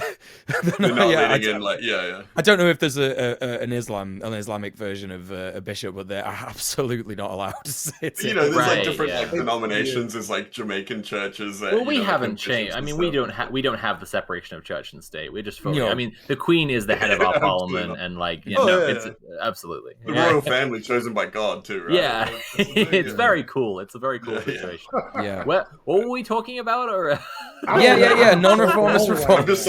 I'm just gonna jump up for a minute. Right. Yeah. Sure. All right. Yeah. It's just like we are. So if you use the criteria like, do the elites oppose it? It's like we right now are like literally better off if the elites are on our side, like the most definitional elites, lords, like, we need the lords on our side to protect democracy right now. It's kind of a weird situation we're in. Yeah, so that definition does not work for non-reformists. I've never been a follow the royal family person. I just knew enough to know that it was a thing, but I also knew enough to know that it was like a symbolic thing, right? Yeah. That there wasn't really a monarchy. Yeah. But there's clearly a aristocracy. Aristocracy, absolutely, yeah, 100%. Which is wild. Which, to be fair, I would say there absolutely is an aristocracy in America. Like the families who've been going on the longest and have the most money, absolutely. But like, it's so much more explicit. Like they vote on our laws. Like, rather than just like lobbying the government. Yeah. Wild. Yeah, I was gonna say that's like, you were saying about not lowering the bar, but like not getting bogged down with things that don't necessarily actually matter that much. So right? It was like two areas of thought. It's one, like it's one step at a time, and I know, like, again, hinging on the quote I put in the chat, which is, do not let my 40-year-old cis hetero invested in benefiting from the status quo thought supersedes your desire to throw bricks, if that's how you feel, right? Or to give water bottles to homeless people. Or to give water bottles. Because we, on Red Planet, do not advocate for any of that illegal activity at all. We just think that it's inevitable that people are going to engage in it because of how the state has let us down. It's so inevitable that it's already happening. Inevitable would imply it's in the future. You're right. No. Can I read Testeric's comment? So they say that so Commons writes the laws, the lords pass them through, and the bishops can only move diagonally. That's fun. Sorry to cut everyone off with that. Go on, FD. What were you saying? And that was very worth it. So there's there's that, right? That bar that we're trying to cross first before we figure out what the next step is. Yeah. But in conjunction with that, I really think there's a big need for us to find ways to dismantle the hold of conservative thought and fascist thought on the general population, and to kind of help them connect the dots between their innate communist belief systems and the actual policies they support and engage in that harm them. It's, the wildest shit is these people that are, on their deathbeds talking about, I still wouldn't get the vaccine. You know? Like, it's not a LARP. Like we had a little bit of a joke about one of those earlier because there was this famous neo-Nazi and he just died, which was funny. But other than that, like, it's very sad. Like, people rejecting stuff that would be for their very immediate best interest, like a vaccine. Well, I think this aligns with what we say on our show, because the idea of what we set out to do is create a space away from those kind of politics that you were saying that Anansi was talking about in their video, right? Where it's just like, we're just dunking on people and we're not actually getting anything done. Like, this is the whole, like, this is what we want to do. And in the sort of stuff that we're advocating for our audience to do, like go out, join unions, get involved in mutual aid networks, they are eventually going to come across some people who are of these conservative reactionary thoughts, because, like you said, a lot of these people are voting against their best interests. They're working class people, they're conservative. And so eventually a mutual aid network is going to help a conservative not die or like, you know, not starve, right? You know what I mean? Yeah, no, and then for real, yeah. Eventually they will be like, but... now wait, because obviously, like, you say that straight away, just having come back from whatever you're doing, but like, in theory, when that conservative goes, holy shit, like all that shit that I've been taught about these crusty anarchists who are like helping me, and you know, giving me free medicine and stuff like that, it was all wrong. So we're, in terms of like taking those ideas out of people's heads, I think personally that is way better than helping people is the best way. It has to be. It has to be, right? Well, it has to come from a place of humanity. I think that deprogramming all the programming that people receive from the media is a tricky thing, and it depends on the person. Yeah. And so I brought up my girlfriend's dad already. He's a very different kind of media consumer to, for example, my mom. Right? My mom is middle class. She's an academic. I honestly think even if she saw this clip, she wouldn't mind me saying she's a little bit of an intellectual snob. She does like to feel she's smarter than people, and which she is. She's an academic. She's smart as hell. My mom's smart as hell. Just shout out to my mom. But she like does like to hear that there's kind of other areas of research that have already been done and thought into things, right? And the other day she was saying that like people who went to private schools shouldn't be allowed to run the country. And this is my new tactic with her, right? Is when she's saying something, I just put a label on it so that she can like maybe go and research if she's interested. So she's like, people who went to private schools shouldn't be allowed to run the country. And I go, Simon, what you're complaining about right now is called the dictatorship of the bourgeoisie. And what you're advocating for is called the dictatorship of the proletariat. Now that's not entirely true, but I was being cheeky, but like, she's like, oh, that's interesting. Right? Like, I'm like, Marx kind of wrote about this, and she's like, oh, you know? Yeah. But by contrast, Mule and I over the weekend were watching. I was just about to say this. Yeah, by contrast, Mule and I over the weekend, we watched. This is a horrifying insight into what fun lives the Red Planet hosts have. But we sat around together, really baked, and watched Joe Rogan interviewing Jordan Peterson. And we were saying how could you? Like, it's so these guys.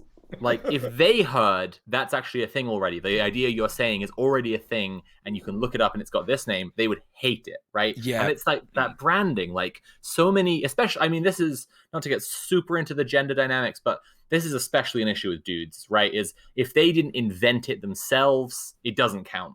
Yeah. And if it was invented by something they heard is bad already, especially is terrible. But by contrast, like, you know, there are different kinds of people, and that's a kind of very person to person thing. Yeah, FD, you were going to say something and I cut you off before.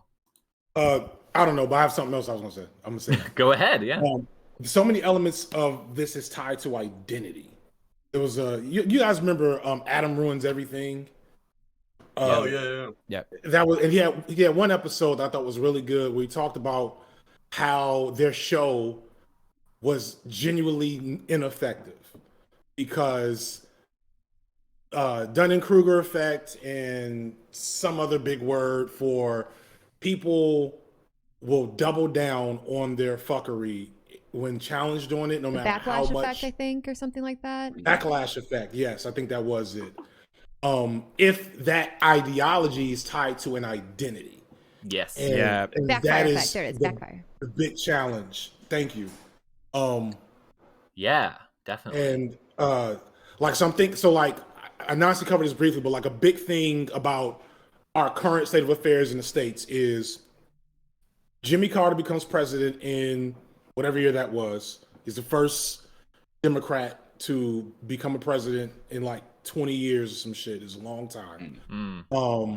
And Jimmy Carter is as socialist as a president has been in America up until, since. Yeah. Period. Yeah.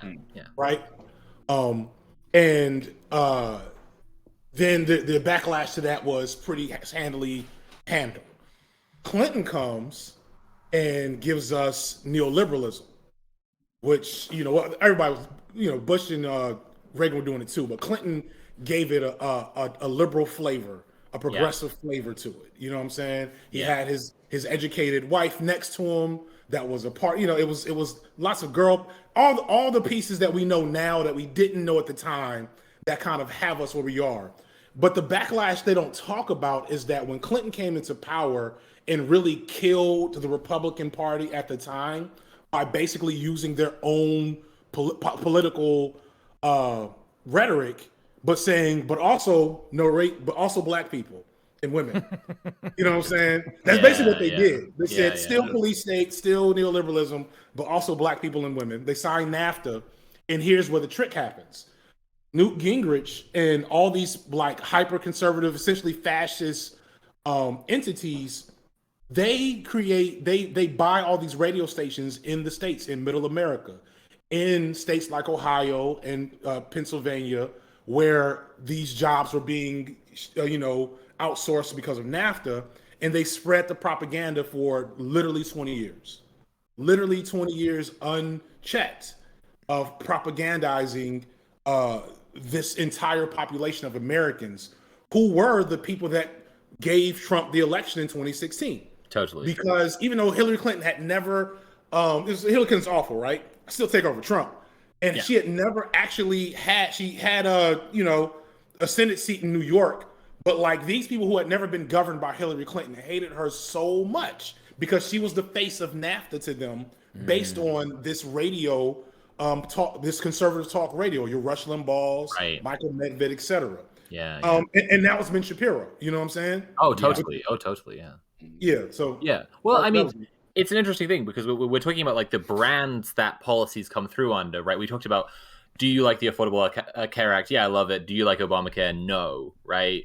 No, it's communism or whatever, right? And it's those radio hosts play a big part in what people are taking to calling weaponized unreality. Like there's this second reality you have to live in to be a GOP voter increasingly in the 21st century. And those radio hosts were the beginning of it, where they realized that the best ways to get like loads and loads and loads of listeners was to just keep on lying, like just keep going about how absurd and how extreme all the evils of the Democrats were, and like it, we're eating babies now. Oh, yes, exactly. And then you look at Alex Jones, and it's just like... You get to the Alex Jones. Adrenochrome. There's so much adrenochrome. Vampires. Little goblin guys. The Chinese factories are producing baby parts that are selling to the Democrats so they can take the adrenochrome out and they can feed them to the voters. And then the voters get the vaccine. Juice. You don't realize, but vaccine is 99% baby parts. Yeah, exactly.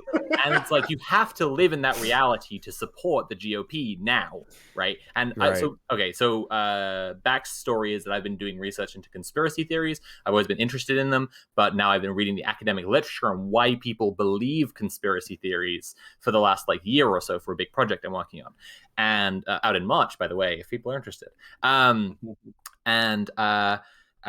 It's very much that, right? Living in a completely different reality. And when we were watching Joe Rogan and Jordan Peterson, the two of them were talking about ways to protect the environment and ways to change things that would be better for people, and ways that they think the left, but they mean Hillary Clinton, they don't really mean the left, don't care about the working class. And Mule and I were looking at each other and we're like, he's advocating socialism? What the fuck? He started advocating protected coastlines and fish and helping fish come back and shit. It's like a beautiful moment where Joe Rogan is literally talking about, I can't remember specifically what it is, but it's unmistakably socialist, and then immediately makes a joke about, hey, all these communists on Twitter, they do communism on their iPhones, literally. He goes what the fuck is Checkmate. It's something about universal. It might even be universal income. He is saying that. He goes that would be good.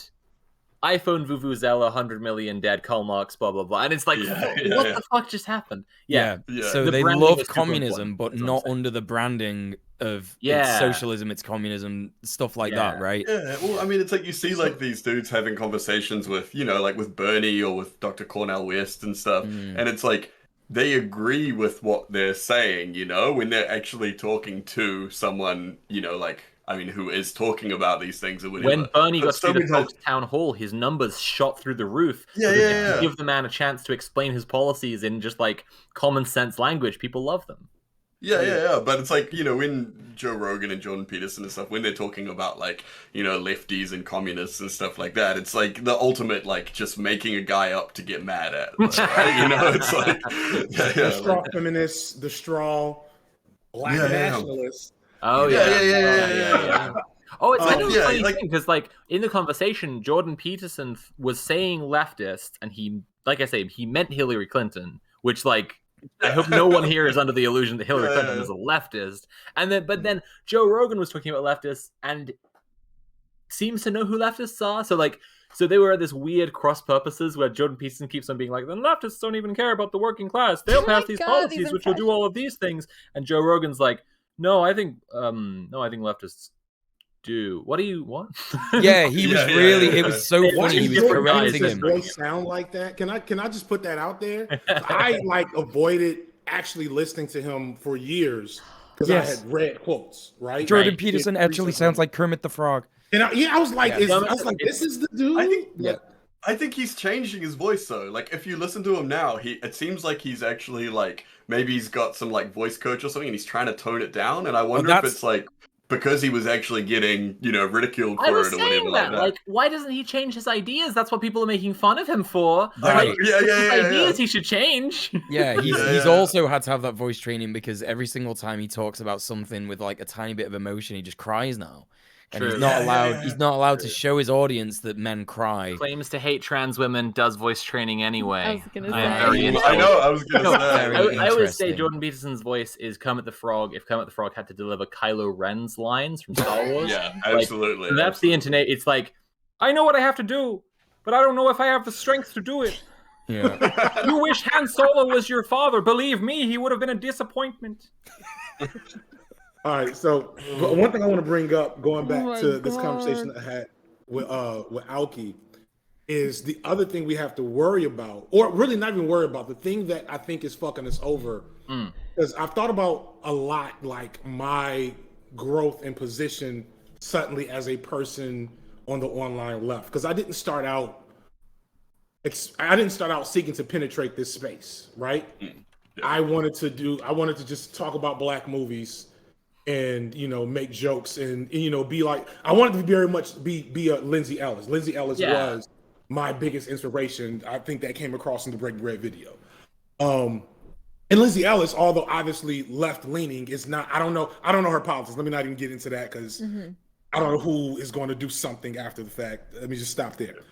What I'm saying is, when I made this Bo Burnham video and seasoned it with critical race theory, I suddenly became a YouTuber.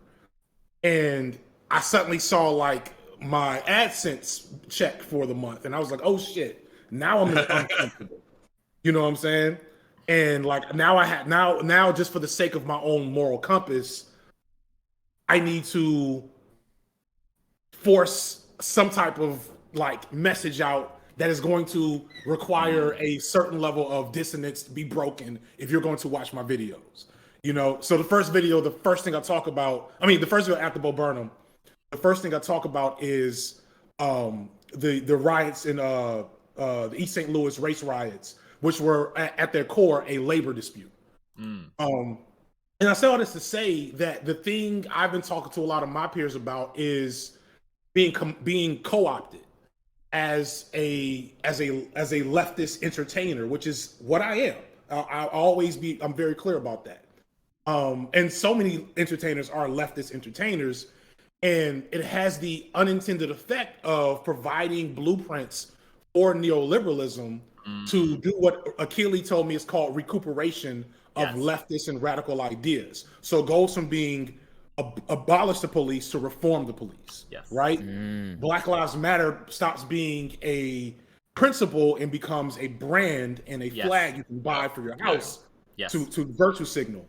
Have you seen the episode of Black Mirror with the guy who holds the piece of glass to his neck? Yeah. And then he becomes a show? That's recuperation. But for chat, if you don't know, right, the episode where the guy holds the glass to his neck and then he gets a show doing the same thing, that's recuperation. Yeah. I stopped watching Black Mirror after the episode. I was like, I can't. I'm not watching a single episode after that one. But and so that's the thing that becomes the paradox of like that first rung is, do we go in radical as fuck, minimize our capacity to make progress, but maintain the principles of the policy and the goal, or do we offer a lob up, a alley-oop to the system and say, hey, do this, call whatever the fuck you want, but, you know, trans rights, immigrant healthcare, you know what I'm saying, et cetera. And, you know, and the thing I always point out is that a lot of the work I did, which was within the what the hell is Tiana's YouTube name? Fab Socialism has a great video she just released a couple weeks ago on the nonprofit industrial complex. So I did a lot of nonprofit work. So that still serves the system, but it also provided like food and clothes, and in my case, like rescuing girls in sex trafficking. They don't care if I'm a leftist. You know what I'm saying? And so like it becomes this conundrum that I feel like we aren't engaged enough with as we talk about our ideas and our views for the future. There's so many details and nuances that are, I don't want to say they're missing, but they're underdeveloped in the discourse. FD, I think you're in the right fucking place, man. Like, yeah, you really are. You really are. So Red Planet, like, so, okay. Firstly, the reason we're doing this show is that people aren't providing the education that people need to help each other and survive and feed each other and protect one another as capitalism's falling apart. Like, very clearly, we look around us, the hospitals are full, the supply chain is failing, shit's falling apart. But we need to take care of each other. And that's what the show is for. Like, we literally here, like, what can we actually do? And there's that radical side you're talking about, right? Where we're very explicit about what we think is going to happen from here on out. But, like you say, we need to know where to do electoralism. And that's why we're doing this episode today, right? Non-Reformist Reforms is how you can figure out what is worth your while. Like, when is it actually worth it at all bothering with electoral politics? And basically, you know, unless as a voter, I suppose, right, it's pretty simple. If the non-reformist reforms are on the table, you can vote for them. But I guess, you know, it sounds like you have this experience of it being incredibly frustrating on the inside of like the reform world, trying to get it to be, trying to get things to be as toothless as possible so that someone will actually, well, not read it, like you said. Yeah. There's so many leftists.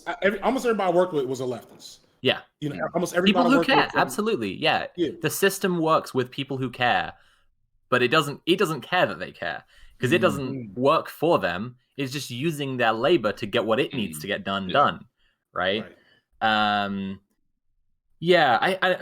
hope also, like, I've brought this up a few times, but I'm writing this thing called Cyberpunk 2022, a direction for the online left, which hopefully we get before the end of the year. Otherwise, I'm able to change the name to Cyberpunk 2023. But one thing I want to talk about a lot in there is the distinction between organizing and left culture, right? And I think what you were describing just then is really pertinent to that conversation, because left culture, like, is good. It is unequivocally a good thing if loads of people log onto YouTube every day to check out the new FD Signifier video because they want to engage with the world as a leftist, right? And so that's the way where entertainment is not just, you know, just entertainment, so to speak. Right. But as you say, it can easily be co-opted. It can easily just be, you know, people can be entertaining while appealing to leftist ideas, but like, what are they actually doing? Even if they're a leftist who means it and is sincere, what are they even doing then? Like, even before the recuperation, even before someone comes in and they're the FD Signifier imitator, right? You're imitating Lindsay Ellis, and then they're imitating you, but they're just like, they are way more to the center, or they're even a little bit right wing, and they're trying to do the same thing, but they're pushing other ideas, right? But even before that, your content, like, what does it do? Right. And that's where I'm making this distinction. And this is not to attack you. Like, what does my content do? But like, no. but that's all left culture. And then we have to like look at where we can actually be trying to shape like the world that we want without content, like actually doing something that actually has an impact in the world. Like, that's why we have Red Planet, is because we want to have people learning really directly about how to change things. And we even give people homework every week, you know, to like go out and engage with things a little bit. The first week we told everyone to join a union.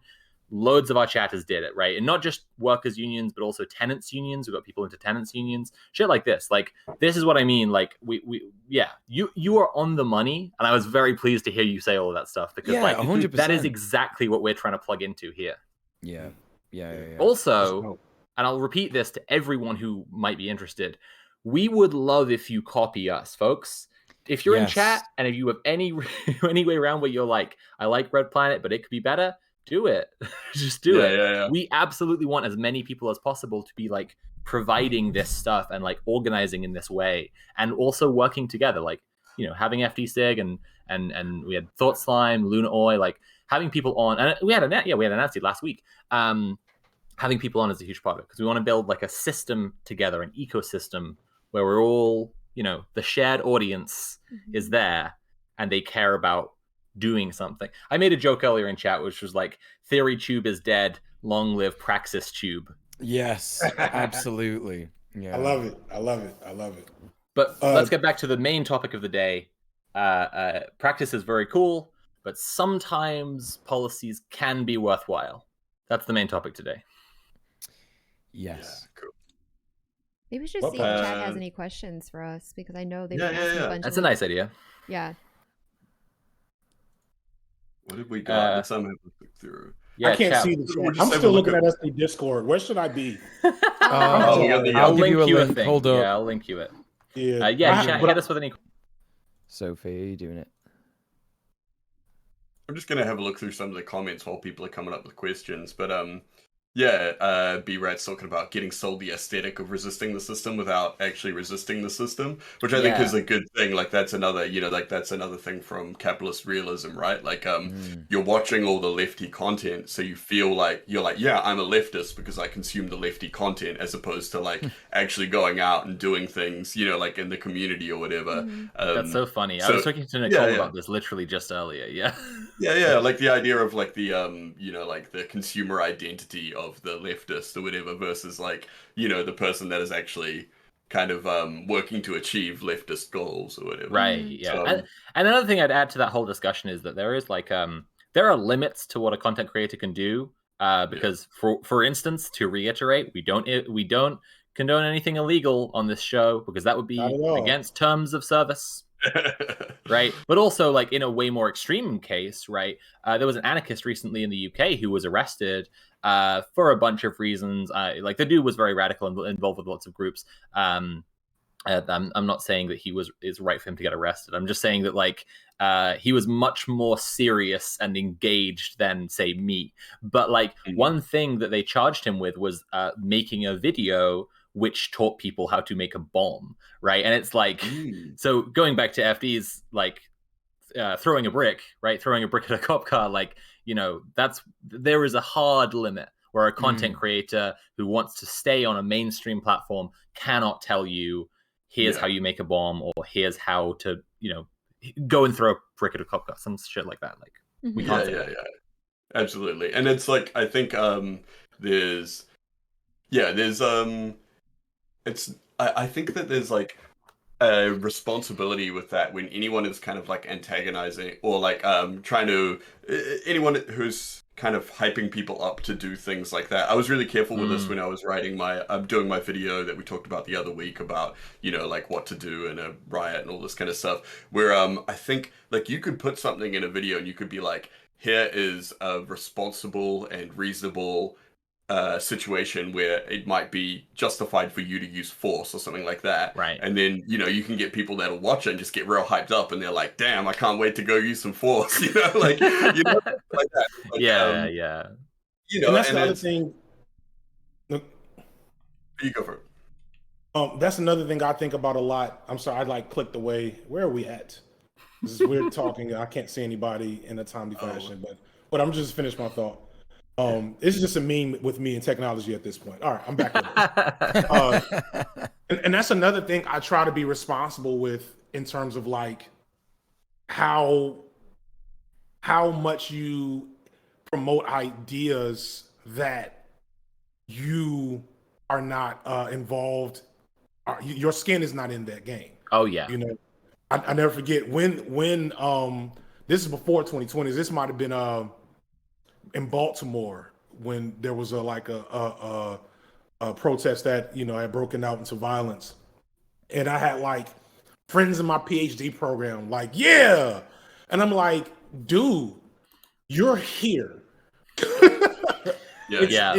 It's like, I get your sentiment, but you're here.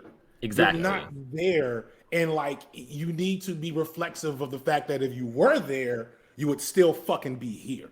You know what I'm saying? Yeah. And like, so put it in perspective, Ray Sharp Brooks in Atlanta, that is not far from where I live. And I saw that movement that burned down that Wendy's, like, begin to spread around, and it served a sense of cognitive dissonance and the paradox in my head, which is like, okay, it's getting rowdy. What do I protect, or do I, you know what I'm saying? Yeah. No, totally. Yeah. I mean, this is the thing. We try to highlight big wins on the show, and we're not highlighting. We're not saying like violence as a win, because it's not like we don't want people being violent. This is why like the big wins is always us being like, look at these people, they worked together to do something nice and take care of one another. Like that's it. When you said earlier about like being careful about using the word revolution, that was like, oh yeah, well we say the word revolution, but when we say the word revolution, we mean like dual power structures, right? Like I said earlier, like mutual aid networks, unions, all coming together to basically make government redundant, right? So we don't need to rely on it anymore. Yeah, that's our whole shit.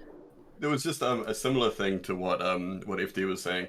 At Ilmatal, there was it was largely like, it was a peaceful resistance, kind of like a land occupation, and there were literally people showing up, like, like people that were like, I guess like well-meaning white people that weren't, like they didn't have any skin in the game, that were showing up like, hell yeah, we can't wait to like fight the cops and everything like that. And it's kind of like, okay, like, like if shit does get real, obviously people are going to have to put their bodies on the line. And that is like, for an ally, that is, like that's cool that you're willing to go there and stuff, but it's Maori that have to live with that violence and like the effects of that down the track, and any police retaliation. Like, I know people that have like literally been put in jail for their association with protest movements where other people have instigated things, and then they'll just go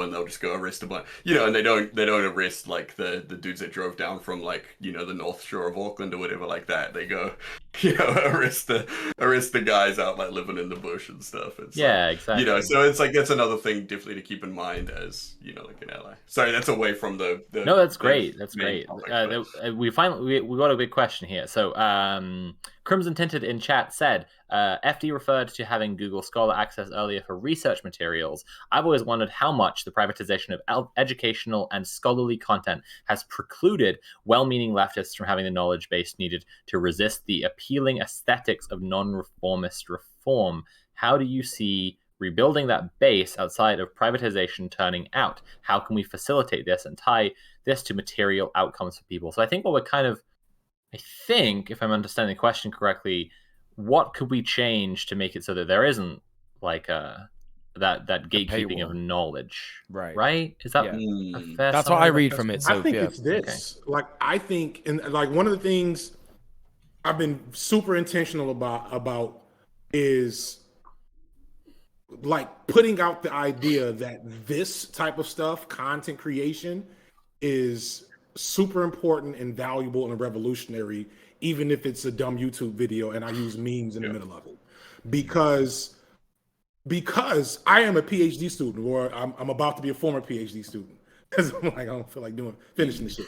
And I'm a PhD student because of X amount of benefits and privileges that led to that result, not so much my own choices. It's because I had an opportunity structure and enough wins that led me to that point. And that's by design. And academia is trash, and it's full of gatekeeping and just like the research industrial complex and shit. And so for people who have had, you know, Nicole said, and we chatted earlier that she was in the PhD program, and ContraPoints is in the PhD program. Like, we need all these motherfuckers to hit YouTube.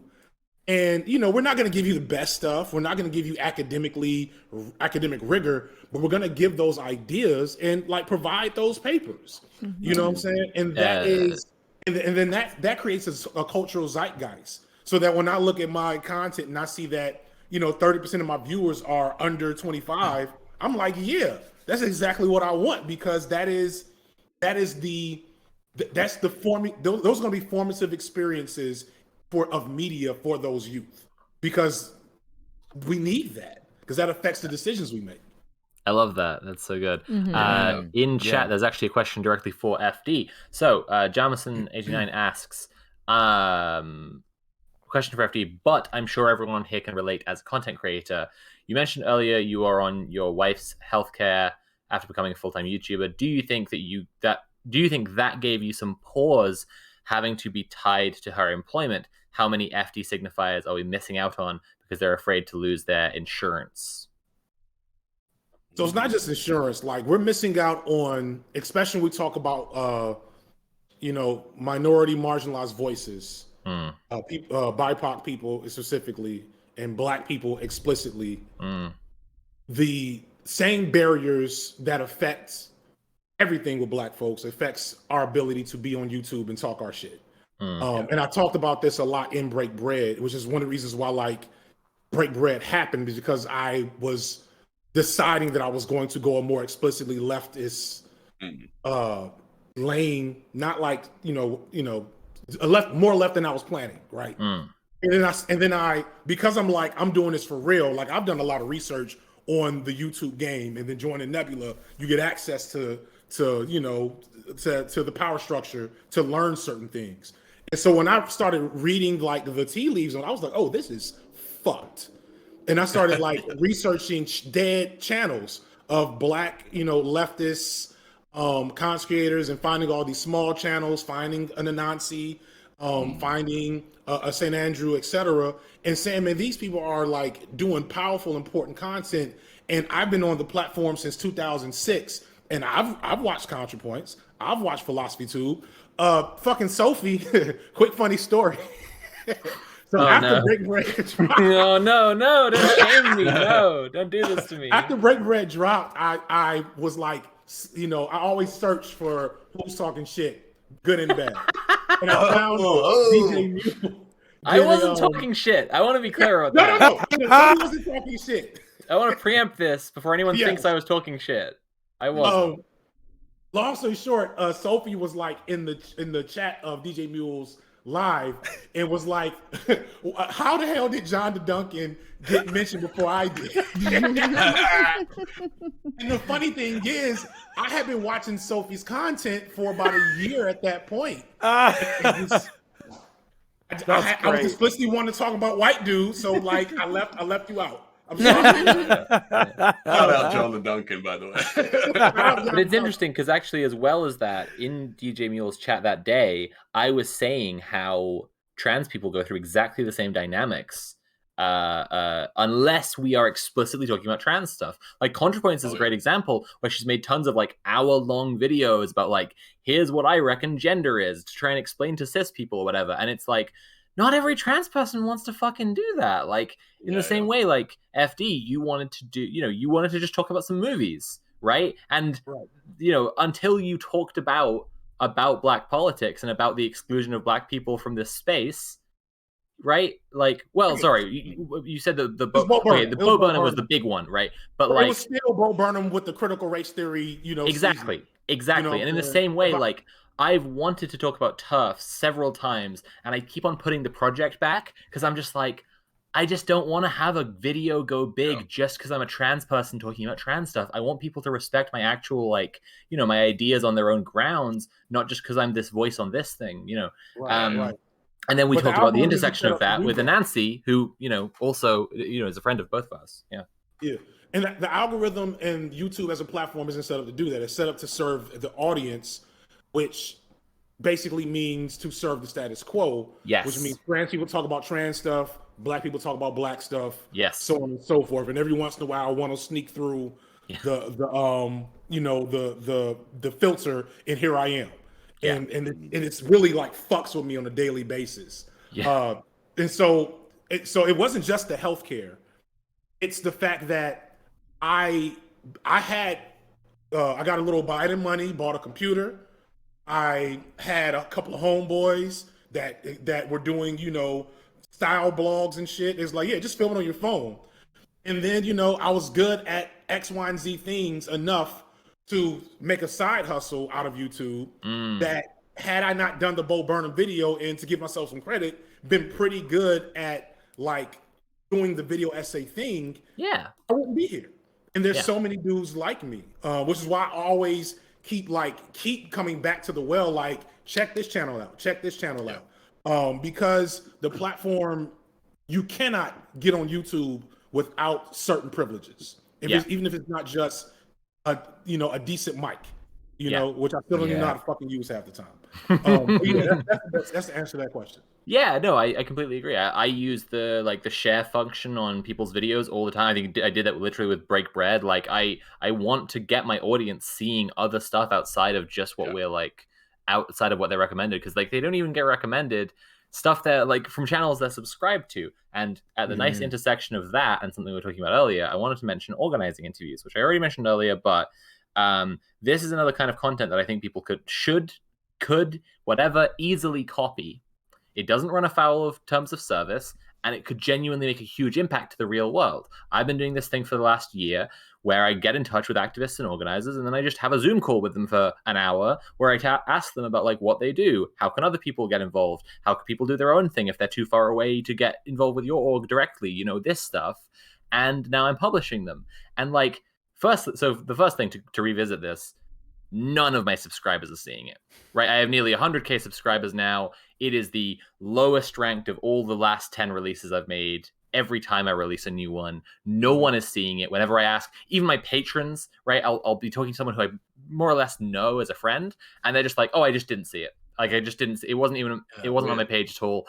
Like, it gets flattened. But the thing is, I think if like there was more content out there like it, the algorithm would respond more to it, and we'd make more of a space. So like that's one thing. I would genuinely want more people to do that shit because it would make a difference. But it also fits into what we were talking about before with like, when can content actually make a difference? Right? And I think this could be an interesting one, right? Because I've tried to focus on people on the ground. I've tried to focus on people who are doing a thing directly through organizing and through mutual aid.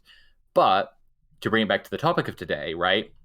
We could do more to focus on non-reformist reforms. Like, one place where we could use our content for some good is we could really focus hard on specific policies that have a chance of, have a chance of passing at all, that are non-reformist reforms, and we go, pay attention and get involved with this, and tell your representative that you want them to sign off on it, or tell them tell them to back it, or tell them that you won't vote for them again if they don't back it, or shit like this. Like, this would be like kind of actually mobilizing people to make serious changes. Empirate28 says, are they on a specific day of the week? I'm intentionally seeking a new content out. Every Friday, the best day of the week to release YouTube videos. That's funny, isn't it? You still can't seem to find it even on a Friday. Yeah. That's weird. My best day is Monday.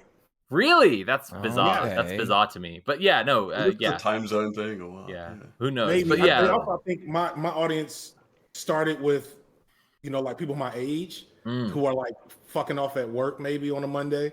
But like Monday is my day. Well, Monday will be really good for me streaming for that reason. But if I'm releasing a video, people seem to love to like go watch my videos on a weekend, and I'm like, guys, get a life. For sure. Oh shit. But yeah, that's another way that we could be doing more, is I think like getting people plugged into non-reformist reforms. And it's just to kind of to amplify what Sophie's saying here.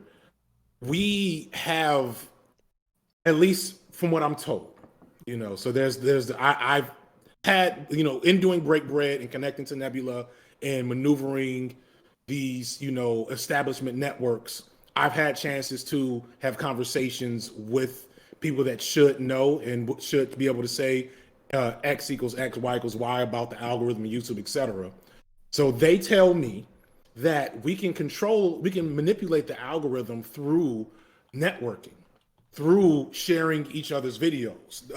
It won't have you won't have like a perfect impact. Yeah. So to point out, Khadijah and Bo shouted out, I think maybe 30 channels over the course of 2021. Yeah. And probably only 3 or 4 of them popped off. Me, Foreign Man, Intellectual Media, so on and so forth. So you kind of have to have, the talent, whatever. Yeah. But we're now all connected in the algorithm's eyes. Yeah. So 9 times out of 10, if you watch one of my videos, you're going to get suggested an Intellectual Media video. Exactly. And so if I put out there, go watch Anansi, or better off, because Anansi's like, I'm kind of over being a YouTube star. Like, but if I say go watch, St. Andrew or Sophie, then our channels connect. And now the algorithm's like, yo, I got this new big FD Signifier video. So you did that? All right, next up. Right. Here's Sophie. Yeah. You know what I'm saying? And so those things are important. So if you are subscribed to any one of our channels, you really have to do some of the work with us in keeping that network and even the algorithm's desire to promote our network strong.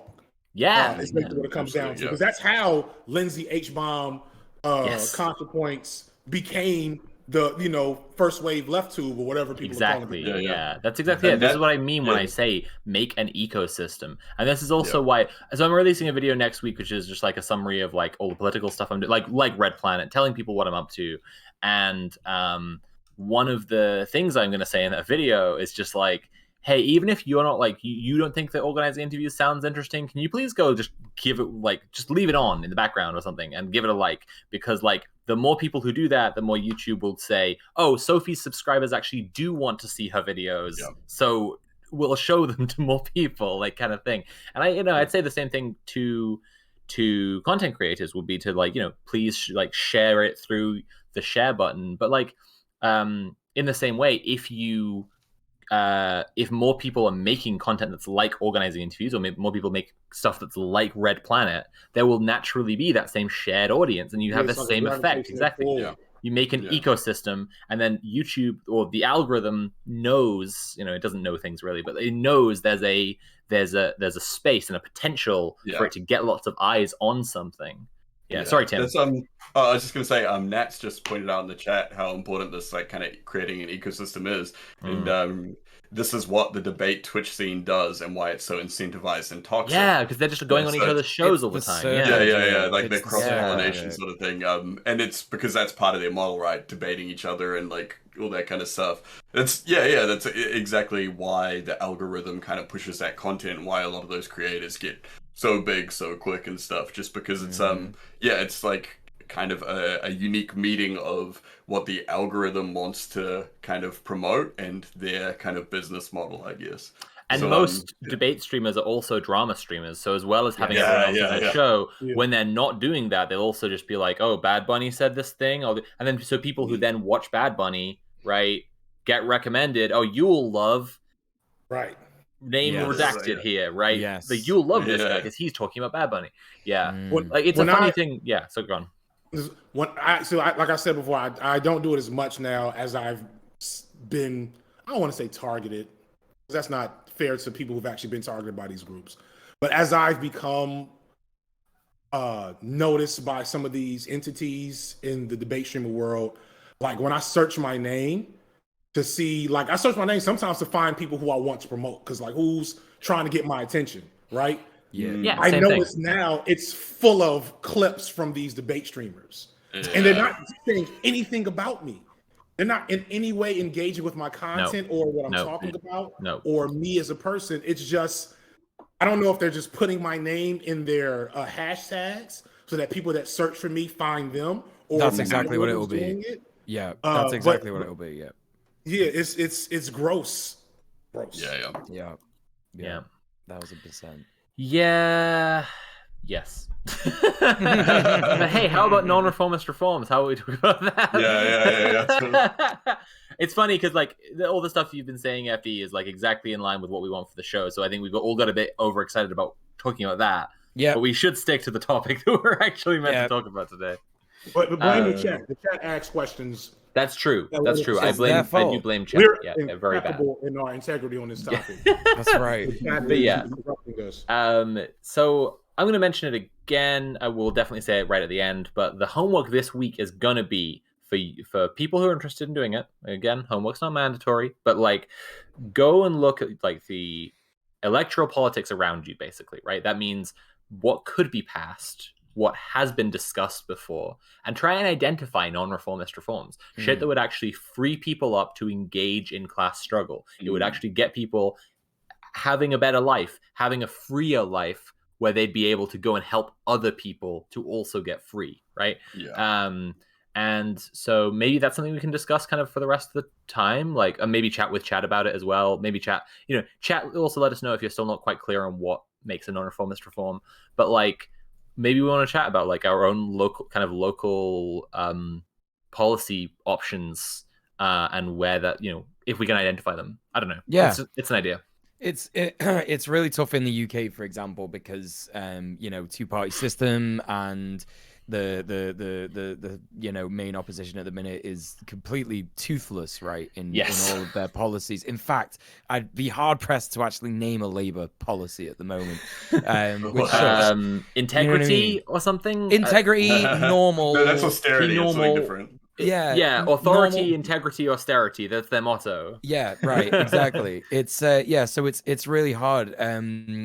But there are other political parties in the UK other than the two-party system. So I guess I could like advocate a little bit for the Northern Independence Party. One of the main policies of the Northern Independence Party is that basically London-centric politics in this country increasingly deprive the north of England from all kinds of public services. Like every single aspect of public funding is dramatically lower than in London and in the home counties, right? So the Northern Independence Party is fundamentally like, right, well, essentially what we'll do is just basically demand in Parliament while they're working towards, getting elected. It's going to be tough. They're a real fringe party if they're going to actually get elected.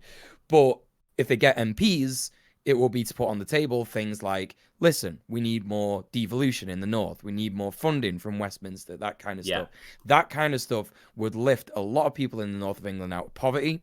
Yeah.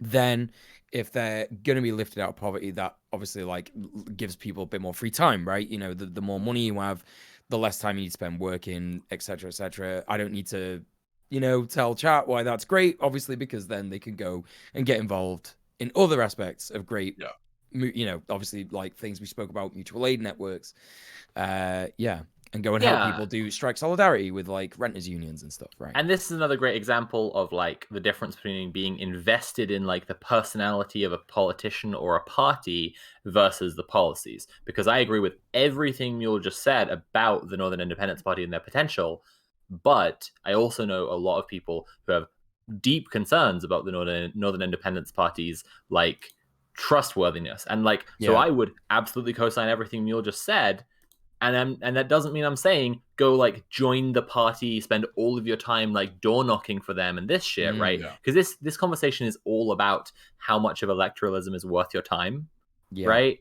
And I'm just gonna say like who the audiences we're speaking to right now, because like obviously some assumptions we're making rely on the idea that there are already a ton of people who are spending their time on electoral politics. Like FD was saying about working with so many leftists who do care about stuff and who are trying to change something for the better. And those people are there and they're still going to be there. And I'm not trying to talk those people out of being there, but I don't think those people are really listening to me anyway. Right. Yeah. By contrast, if you're like looking for something, a way to get out in the real world and help people immediately, I'm like, don't go door knock for a party. Like, don't. Right. And then so when electoral politics is worth your while, if you're that kind of person, who I think is our audience, right? when it's worth your while is when there's a possibility of a non-reformist reform, and it's about policy, and it's not about believing in a party or a politician. Yeah, like it sucks because there's no way that that's even going to get close to getting put through. Do you know what I mean? But it's an example of a policy that would absolutely benefit if it was run. If it was possible, exactly. Yeah. Like if it was something that Keir Starmer tomorrow was like, I'm going to do that, it would be like, well, it sucks. I got to vote for this guy. You know what I mean? So yeah. I vote, especially as a former I lost my my liberal card with Obama, and kind of like watching the way that played out. Like now I vote with the same like energy that I like put ketchup on fries versus barbecue sauce. You know, it doesn't like the thing I've always been kind of annoyed, and this may be just my boomer take, with like the energy people put into voting or not voting. It doesn't require that much energy unless you're like going to, knock on doors and fucking going to campaign trails and shit. Like never do that shit ever. Yeah. But like on the fucking, and then if you don't feel like voting because it just doesn't serve you in your spirit, then don't vote. And if you feel like voting, like it takes, it's where you live, it takes half a day or 30 minutes, and it's one day out the year. And it doesn't make a difference to much, but the handful of things it might make a difference to, something like HUD in the States. Trump gutted HUD. You know what I'm saying? That made a difference. Fucking abortion, the 3 Supreme Court justices kind of made a difference. What else? Would we have stopped the encroachment of neoliberal fascism in America with Hillary versus Trump? No. But Texas may still have an abortion laws, so I think we need to disengage. I think that's a really an example, at least here in the States, of how like bought into these systemic frameworks we are, that we really attach voting to our identity. I'm a vote or die, you know what I'm saying? Versus like, I don't give a fuck. I prefer barbecue sauce on my fries, but I'm not gonna eat fries most of the year. Right. I want to read Jameson's comment because it. Did you have anything else to say about that? Okay, great. So Jameson was big in the Bernie Sanders campaign. And he says that when I was knocking on doors for DSA on behalf of the Bernie campaign, we used to talk about non-reformist reforms to try and get them involved in our housing and homelessness subcommittee. To get people invested in local politics in LA. The campaign was the pretext to knock on doors, but the goal was to get them involved. So I wanted to read that because I think that sometimes, I don't know how I'm still trying to work out the kinks with my feelings on electoralism, like how much is like a waste and so on and so forth. But I don't really have any super strong feelings, so I'm not really gonna like give my personal takes on any of that. But I will say that I do think that knocking on doors for a politician, strictly for the politician, is maybe a different thing than knocking on doors because the politician, but you're doing it also to get people involved in a bigger movement or to get them inspired to get involved in local politics and so on and so forth. Yes. So that's all really, really interesting. However, Jamo, I'm going to roast you now because I just did an interview with Common Humanity Collective for organizing interviews, and it's actually coming out this Friday. And we don't talk about this exactly like totally in the interview, but if you watch my interview and you listen to the episode where they were interviewed on It Could Happen Here, you'll kind of get the full picture. And like those people like were involved with. Like one of the founders was like deeply involved with the Bernie campaign. Another one of the people I spoke to was super involved with DSA, and they found DSA super limiting, and just like they were desperate to just like help people and really, really help people. And DSA's process and frankly their politics and a whole bunch of shit just like wouldn't let them actually help people. And so I feel and I feel like they are a really clear case of exactly what I'm talking about, where like there are definitely people who are in the reform world, and I don't think a lot of them are kind of in my audience, right? Or in this audience. And by contrast, like if you're going out and knocking on doors, like if you've got that spirit, like a lot of people are going to want to go more directly to to the place where they're actually helping someone. So like CHC, for example, made masks to give out for free, and then they made air purifiers because they're in what's it called, the Bay Area, right? And so there's fires, so like this stuff. Right, yeah.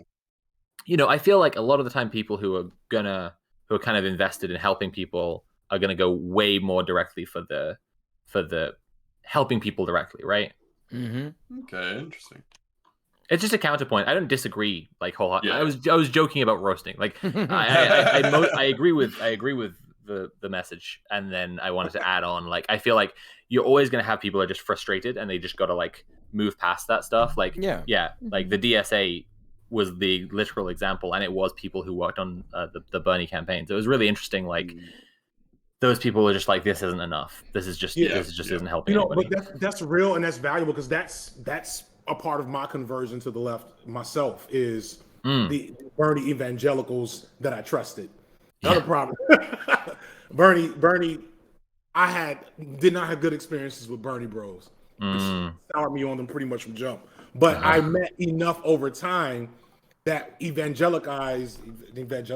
whatever word it is, where it was part of what pulled me into like engaging more and identifying more as a leftist, was that experience. So if you do have a candidate that happens to sneak through the cracks, much like Bernie did, kind of, shock, Bernie, for any criticism that you might have of him, it was a paradigm shift in American politics. Where, totally. Openly socialist, quasi-communist rhetoric and policies were being introduced into the mainstream.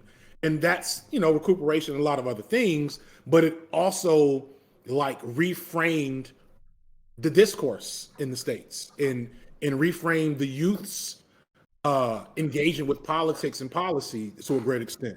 So like there's he was bringing conversations in that just like you would never have expected to happen a couple years earlier, right? Like totally, somebody in Buffalo, New York, I think, was elected on an explicitly socialist platform.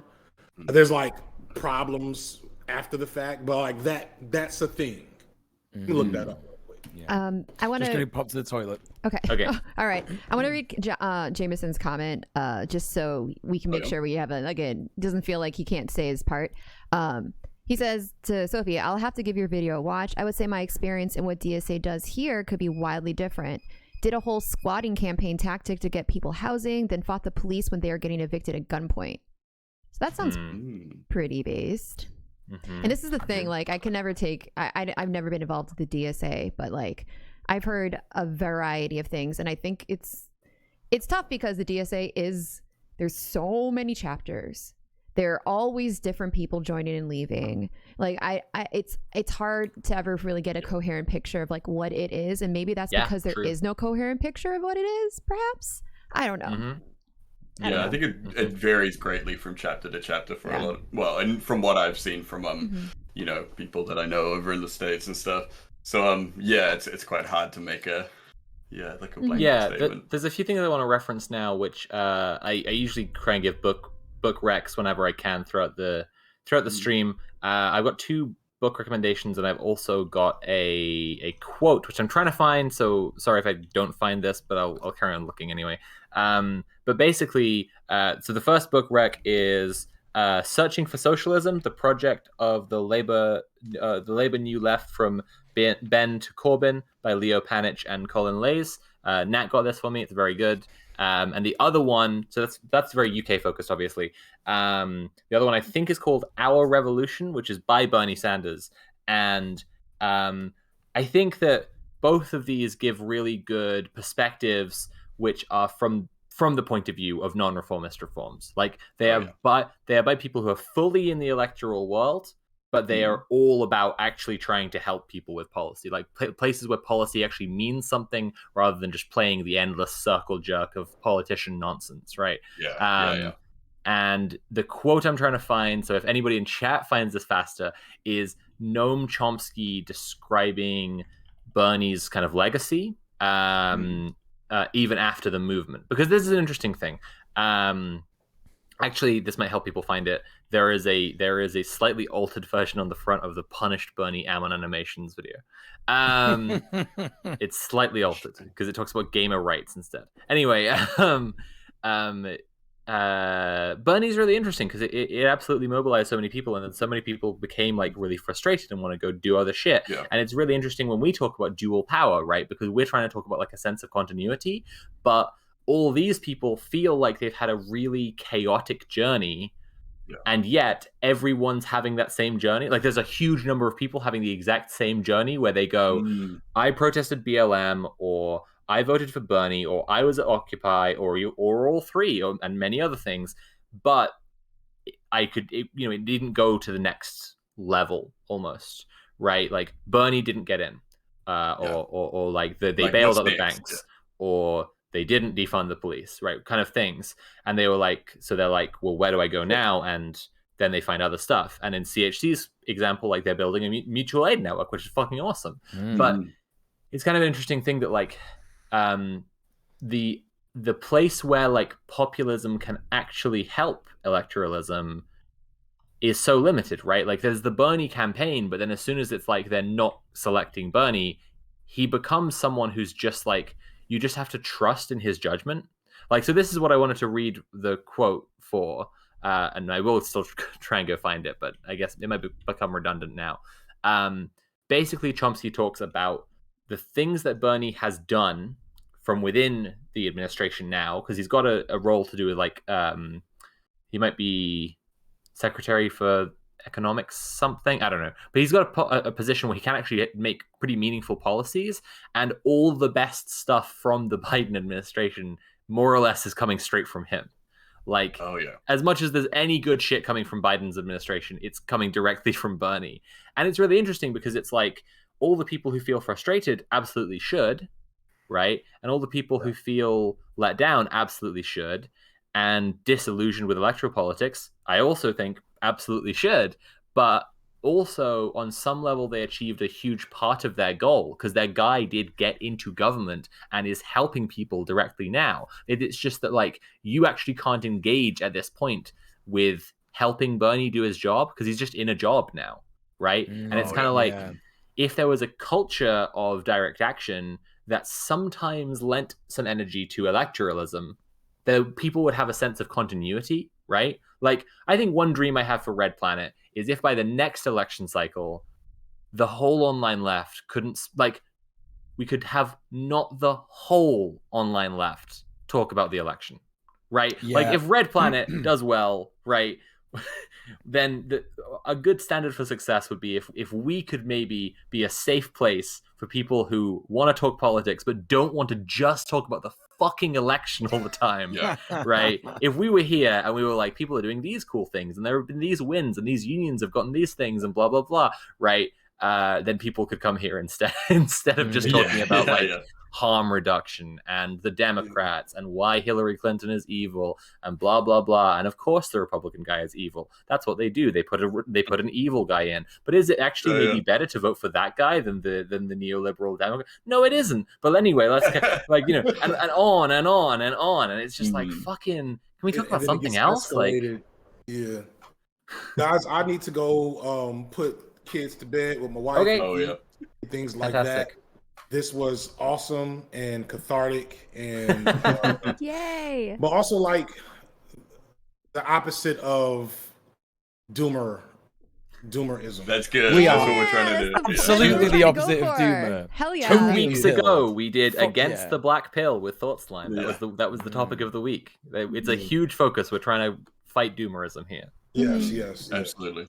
There's an algorithm loves it. But you know, fuck the algorithm. But we're gonna make a space where people love not doomer hope, where people love hope. I forgot the word. I was like, what's not doomerism? What's the opposite of that? Yeah. Right. That's what's that? That's like doomer realism, where you can't perceive from. Anyways, let's get some claps in the chat. Bun clap or bun clap F if you're not a sub. Thank you, FD Signifier, for coming, staying with or joining us today. I really appreciated your input. I think I can speak for everyone when I say that. And I don't know if you have time to quickly shout out your channel and where we can find you, or if you don't have time, we can do it for you, but gotta sign Yes, in. I am FD Signifier on YouTube. I think if you do it with or without the period, it's fine. Signifier is spelled properly, at least on YouTube. But, you know, it seems like I'll come up if you spell it any of the numerous ways that comes up. I'm releasing a video about Black love stuff and on Valentine's Day. And then probably, I don't know if I'll take a break for Obama. And then I'm gonna talk about Obama and, like, you know, bare my soul, get cursed out by some friends and aunties, and then, you know, maybe get cursed out by some leftists at the same time because it's complicated. At least for me. We'll see. Yeah, be on the lookout. All right, y'all. Let me go. Love y'all. All right, cool. See you later. See you later. Right, chat. It's test time. It's time for the test. Pop quiz. Pop quiz. No. I'm surveying you. It's not a test. I genuinely want to know quizzes so that we authoritarian. So we can address the issue. Okay. Ones in chat, if you are confident you could identify a non-reformist reform policy, and zeros if you are not confident that you could identify one, because I think we should try and make some people go away from this and can actually do their homework, because the homework is going to be to, you know, go look at that stuff. Lots of ones. Oh, few zeros. Few little zeros. Okay. I think it might be worth us going over it again. Let's go over it again. Yeah. Right. Because we did derail for a long time also. we did, yeah. Which is fair enough, right? So the definition that we all agreed was the best one was, is it Haria? I forgot her name. Walia? Hasha Walia? Yeah, right. And that person said, is it there? Do we have it? Oh my God. There we go. Has the tactic been effective in exposing or confronting a specific point within the system by either diminishing its moral legitimacy or undermining its functions? Yes. And I think, and that's great because, like, Medicare for All does that, right? Yes. Do you know what I mean? Like, the system is, we don't want you to have healthcare, we want you to suffer, we want you to pay unbearable amounts of money for it, and it completely undermines that system. It's done. So, like, another example that I brought up at the start of the stream that people might have missed was free broadband that Jeremy Corbyn brought in as a policy. Or to go something way more basic about human needs, Corbyn and kind of people he's working with have been for a long time suggesting a national food service. So similar to the National Health Service, just anyone who's hungry, anyone get some food. You know? Yeah, that's a really cool one. Yeah, really. But that's basically it. Mm-hmm. I mean, basically, yeah. Well, yeah. We never got to the article that I wanted us all to get to, but do you want to read it? I don't think we have time because we're already over time and everything. But I linked it in the chat like throughout the stream for anyone else to read, because this is the thing that got me introduced to the topic. And what they defined as reformist reform is oh God, where is the definition that they used? Basically, it was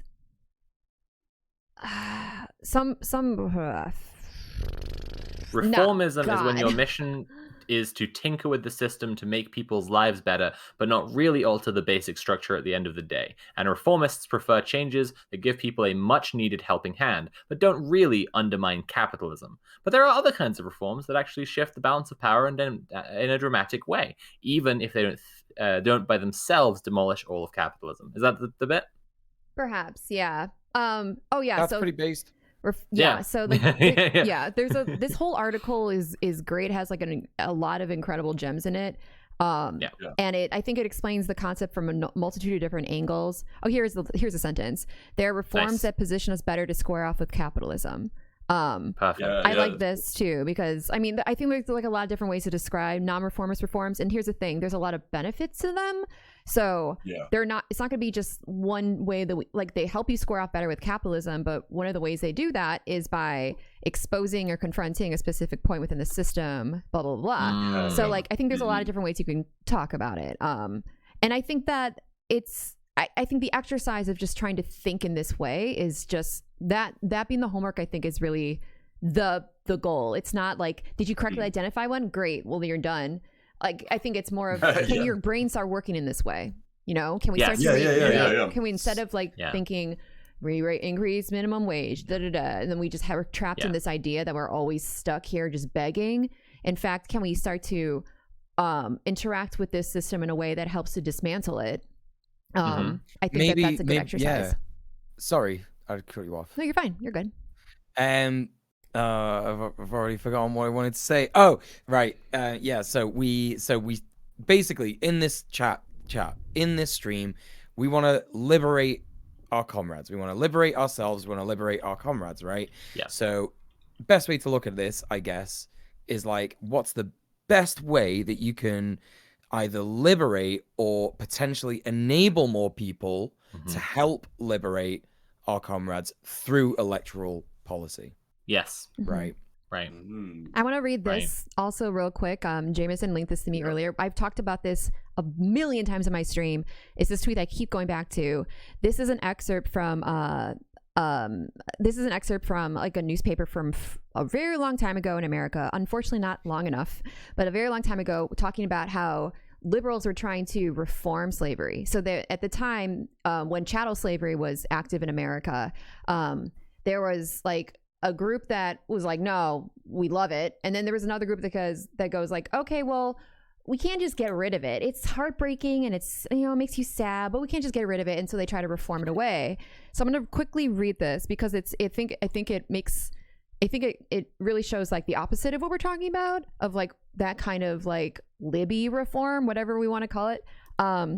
So the Times list of slavery reforms included legalization of marriage, criminalization of the separation of husband and wife, Sunday instruction subject to efficient police regulation, ownership of property, and encouragement of savings. Slaves should be allowed to purchase their freedom if condoned by their state of residence. If a state did not want an emancipated slave to remain on its soil, the state could require that freedom be conditional on emigration to Liberia. The federal government could encourage these practices by offering to pay $25 per slave to each slaveholding state for an education and reform fund. The Times would allow slaves to be bought and sold as long as families remained intact, but slaves would still be subject to compulsory labor. The Times concluded, slavery thus modified and ameliorated will become a very tolerable system and would deserve the title of patriarchal, which its friends claim for it. Holy shit. Yeah. A very tolerable system. Yeah, very tolerable. This to me reads as the not reforms that positions people being enslaved as any closer to like gaining power or like, how do we use the descriptors we were using earlier? Well, not that either. Yeah, like I love to say free people, right? And it's just like if you're in the class struggle, right? And there's all sorts of shit that's stopping you and your comrades from fighting in it. And I don't mean brick at a cop car. Obviously, we don't endorse illegal activity here on Red Planet, but fighting in it by freeing other people from it. Yeah, yeah. Right? And just like your ability to engage with, I would say to engage with class war meaningfully, like, you know, to like even just having the time or resources to go to, you know, like to start organizing with other people and things like that. Doesn't necessarily need to be like your physical ability to go to a protest or something like that, but the accessibility to spaces where you can organize and things like that. Yes. And also, does like the reforms we just saw, were they helping to expose were they keeping you tied to the state, begging for rights, and like making the state a necessity to always have to exist and you always have to like worship it? Or is this now instead a vehicle by which you can like kind of utilize to your advantage to help further dismantle it? That's kind of the weird way that I look at it, at least. Also, I really liked what you read out about like the proposed reforms to slavery, because it reminds me of that tweet that like Kamala Harris got a lot of dunking on during the primaries. It's right? So gross. And I just wanted to compare, right? Like in terms of the levels of like caveats and abstractions and nonsense, right? Her tweet was, yesterday I announced that as president, I'll establish a student loan debt forgiveness program for Pell Grant recipients who start a business that operates for 3 years in disadvantaged communities. And it's like, this is your brain on liberalism. Like, this is the shit that you need to put together to be like, that would be a meaningful reform that would help people. And it's like, no, it wouldn't. No, it fucking wouldn't. Like, how many people would get to unplug from capitalism because of that, right? And in the same way, right, if we compare it to the slavery policy you just read out, it's like, how many people would get to just not be slaves anymore because of that policy, right? Compared to if you just go, slavery is legal, like it's just not legal anymore. Can't be having slavery. No more of it, please, right? Yeah. And yeah, like speaking of non-reformist reforms, one of those criteria we read up before that maybe is worth bringing into play actually is like, does it exclude a particular marginalized part of the affected group? And the outlawing of slavery in the US still isn't perfect, right? It actually says, except for if the slavery is as punishment for a crime. So essentially, prisoners are allowed to be slaves in the law of the US, right, legally. And I would say prisoners are a pretty marginalized group of the, affected possible group, right? Yeah, absolutely. If all the people are an affected group, because anyone could be a slave, but then we're realistic about it. It's black people, because that's actually who are experiencing chattel slavery, right? People who commit crimes or are deemed to commit crimes for any reason are a pretty obvious marginalized part of that group. In fact, it could be as many as all of, again, people who are deemed to commit crimes or found guilty of a crime. It could be as many as just all of them. Like, we all know the American prison system is still full of black people, and that's because they didn't really let slavery go away, See how a reformist reform just lets slavery just carry on existing? Like, I just want to go a step further, right? We read out, Nicole, you just read out a proposed reform for slavery, but the truth is they did just reform slavery. They did just do it. They didn't actually have a non-reformist reform. They didn't actually abolish it. They just said no more slavery except this thing. And so that became where they did all their slavery through. Yeah. Like, I mean, the prison, and like, you can see this, like, even, like up until, fairly recent. I think there's still a lot of it going on, like, outside of like prison labor, but there's all that weird shit where it's like they have like prisoners working in governors' mansions and shit like that. There's like that whole thing. And I think in Hillary Clinton's kind of memoirs and stuff, where she talks about literally like the slaves that they had from the local prison and shit like that. And it's like, it's still very much a thing that exists. Oh, totally. Yeah, it's performed. The biggest prison in the U.S. is the Louisiana State Penitentiary, which is called Angola because the majority of slaves on the slave plantation that the Louisiana State Penitentiary is built on, right, came from Angola, and the population there is almost entirely life sentences and almost entirely black. It's just so this place physically was a slave plantation, and it still has the same nickname it had from when it was a slave plantation. And you've got a ton of black people there who have to spend the rest of their life there and have to work for no money and can't leave. Doesn't sound like slavery ended, does it? Right. Like, exactly. Yeah. Anyway, chat, how are we feeling now? More confident? Can we tell a non-reformist reform? I saw someone literally say that they went from 0 to 1, so that's great. Sick. All right. But someone in the chat did say earlier, so there's no such thing as a perfectly non-reformist reform, and I think like, right, I get where you're coming from, kinda, right? But that's we obviously know that it's not going to like end capitalism voting for people. Like, I think that's what you mean, right? We know that. We're not saying that. Non-reformist reforms are just ways that we can help other people get involved in movements by having their life not suck as much, right?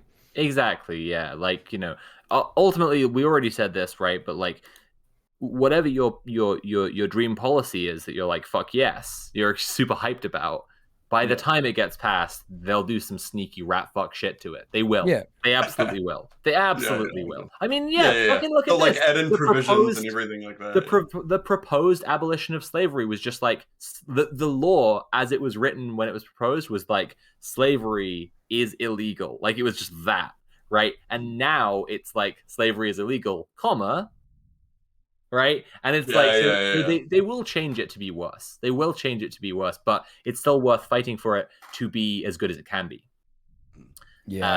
But again, only up to a certain amount of your effort, at which point your effort could be better spent helping people directly, which I think is the point I've been trying to get across here today. Yeah, we saw some good 0s to 1s. That was great. That's great. I saw him. Nice. For sure. Okay, well, I think do we have, everyone has their homework. Should we see if people did homework from last week? Because that's what I was going to say. Speaking of 0s and 1s in chat if you did the homework last week, and 0s in chat if you didn't, but it's okay if you didn't and you weren't here last week, that's fine. Last week's homework was to get a first aid kit and learn how to use it. I did the homework. Yeah, look at this. I did it. Look at this. Who else did it? I already had one in the hall, but valid. I actually do, because it's a thing that I have to do every couple of years for work anyway, is to have like a first aid certificate, and I actually have to do like a little course thing. And so mine was up for renew, so I did that. And nice. Yeah, that rocks. Yeah, it's just a thing like to work in a tattoo shop and stuff. You have to know, for obvious reasons. Like, yeah. This is an interesting one because it's like one that required spending money, and like people, a lot of people have still done it. So again, it's not compulsory. Like you do it if you want to do it. It's not a big deal if you, Yeah, and people in the chat who are saying things like, "Oh, I missed it last week. I missed it," etc., etc. Like I said last week, there's always going to be reasons that people can't do stuff. Do not worry. It's not like, you're obviously not going to get in trouble. You're not going to get banned or anything for like having not done the homework. We give you these things to do, not just to make you do them. Ideally, we want you to do them as soon as possible, right? That's the homework. But just the fact that you're aware of it now. And or you're at least thinking of like, how could I do this? Or why is this important? Right? Which is exactly what it is this week. Like Nicole already said, where it's about changing how you see this stuff, right? And so I would compare this to the homework we had 2 weeks ago, right? To go around your community and imagine how things would be different in your personal ideal world, like how things would work differently, right? It's about a new way of seeing things, right? I would love if people carry on doing that. I certainly have carried on doing that after I suggested that homework. I've carried on going around and looking at things and being like, yeah, that's how that could work. It'd be kind of interesting, like, and this is how blah, blah, blah, right? Same thing this week. We want you to go out and look up what your electoral politics situation is, right? What possibilities for policies there are, and try and identify some non-reformist reforms. Unfortunately, there won't be many. That's kind of the whole game. That's kind of the whole entire deal. But do try, have a look. Nice. Cool. Well, great show, chat. Great episode 5. Can we get some bun claps or bun clap Fs in the chat? Bun clap F if you're not a subscriber. That's a follower emote. For us, the hosts, wow, incredible. Incredible. I'm so excited for us to get to talk about prison abolition. I hope Emmy gets a good mic soon so she can come on, because that's gonna that'll be really good. That's so fun. Great, cool. Well, what do we? Sorry. No problem. I was gonna say, like, maybe I know the mods have like all the shout out information for the hosts, but do we? I feel like if every time everyone just quickly shouts out their stuff, that's probably a good plan, right? I'm Sophie. I'm Sophie from Mars. You can find me on all platforms as Sophie from Mars. I do YouTube videos. I do a bunch of political stuff. I'll release a video soon on YouTube, Sophie from Mars, about all the political stuff I'm doing, including a thing I mentioned earlier today called Cyberpunk 2022, A Direction for the Online Left. I feel like people should be getting hyped about that. So get hyped about that. And also go to patreon.com/Sophie from Mars to help me pay for rent and bills and little dresses and drugs. Okay, I'm done. Great. I'm DJ Mule. I'm DJ Mule on Twitch. I'm DJ Mule _ on Twitter. I just do kind of like React Andy, like, the content that we were talking about earlier that's like not that good. It's not that good for That's not what you're saying. No, I'm okay, but whatever. That's what I do on Twitch. I do that Monday to Thursday, and I'm also doing I'm working on a YouTube video at the moment about how debate bros suck. Right, so that's on my YouTube. Yeah, well, it's controversial. I know it's controversial, but like, there's a lot of bad stuff that goes on, and I'm working on a video about that. Like, the rough draft is done. I just got to send it to like Sophie and Tim and Bunny and various other people all across YouTube and be like, is this right? So yeah, look forward to that. That's on my YouTube, but that's going to be DJ MU3L on YouTube. So yeah. What about Tim though? All right. Well, I'm Conquest of Dread on Twitch and on YouTube. On Twitch, I mainly just like play games and talk shit. We get a little political, but it's mainly just like, just games and talking shit. And it's when I stream is usually pretty late for a lot of people in America, or very early for people in the UK. And then on YouTube, I've got a bunch of video essays and things like that. And then I'm Dread Conquest over on Twitter. And there I don't know, just shitpost. Which brings us back to our delightful host, Bad Bunny. Everyone knows who she is. So. Yeah, you can follow me here at the place that you all are.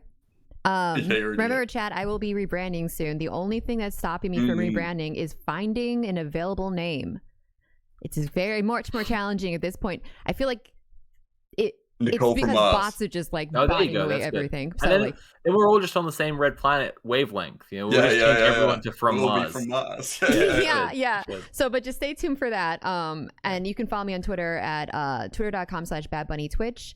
And also join our Discord. We always watch stuff after every stream. We always watch a show or movie or hang out and play games together or whatever. So feel free to join, and everyone's welcome. And stay tuned because I'll be on tomorrow. I'll be on Nicole's stream tomorrow. Yeah, that's right. Yeah, we're going to have a really great conversation about two very important topics. So yes, it'll be great. Cool. So tune in tomorrow. Chat at 10 a.m. Pacific.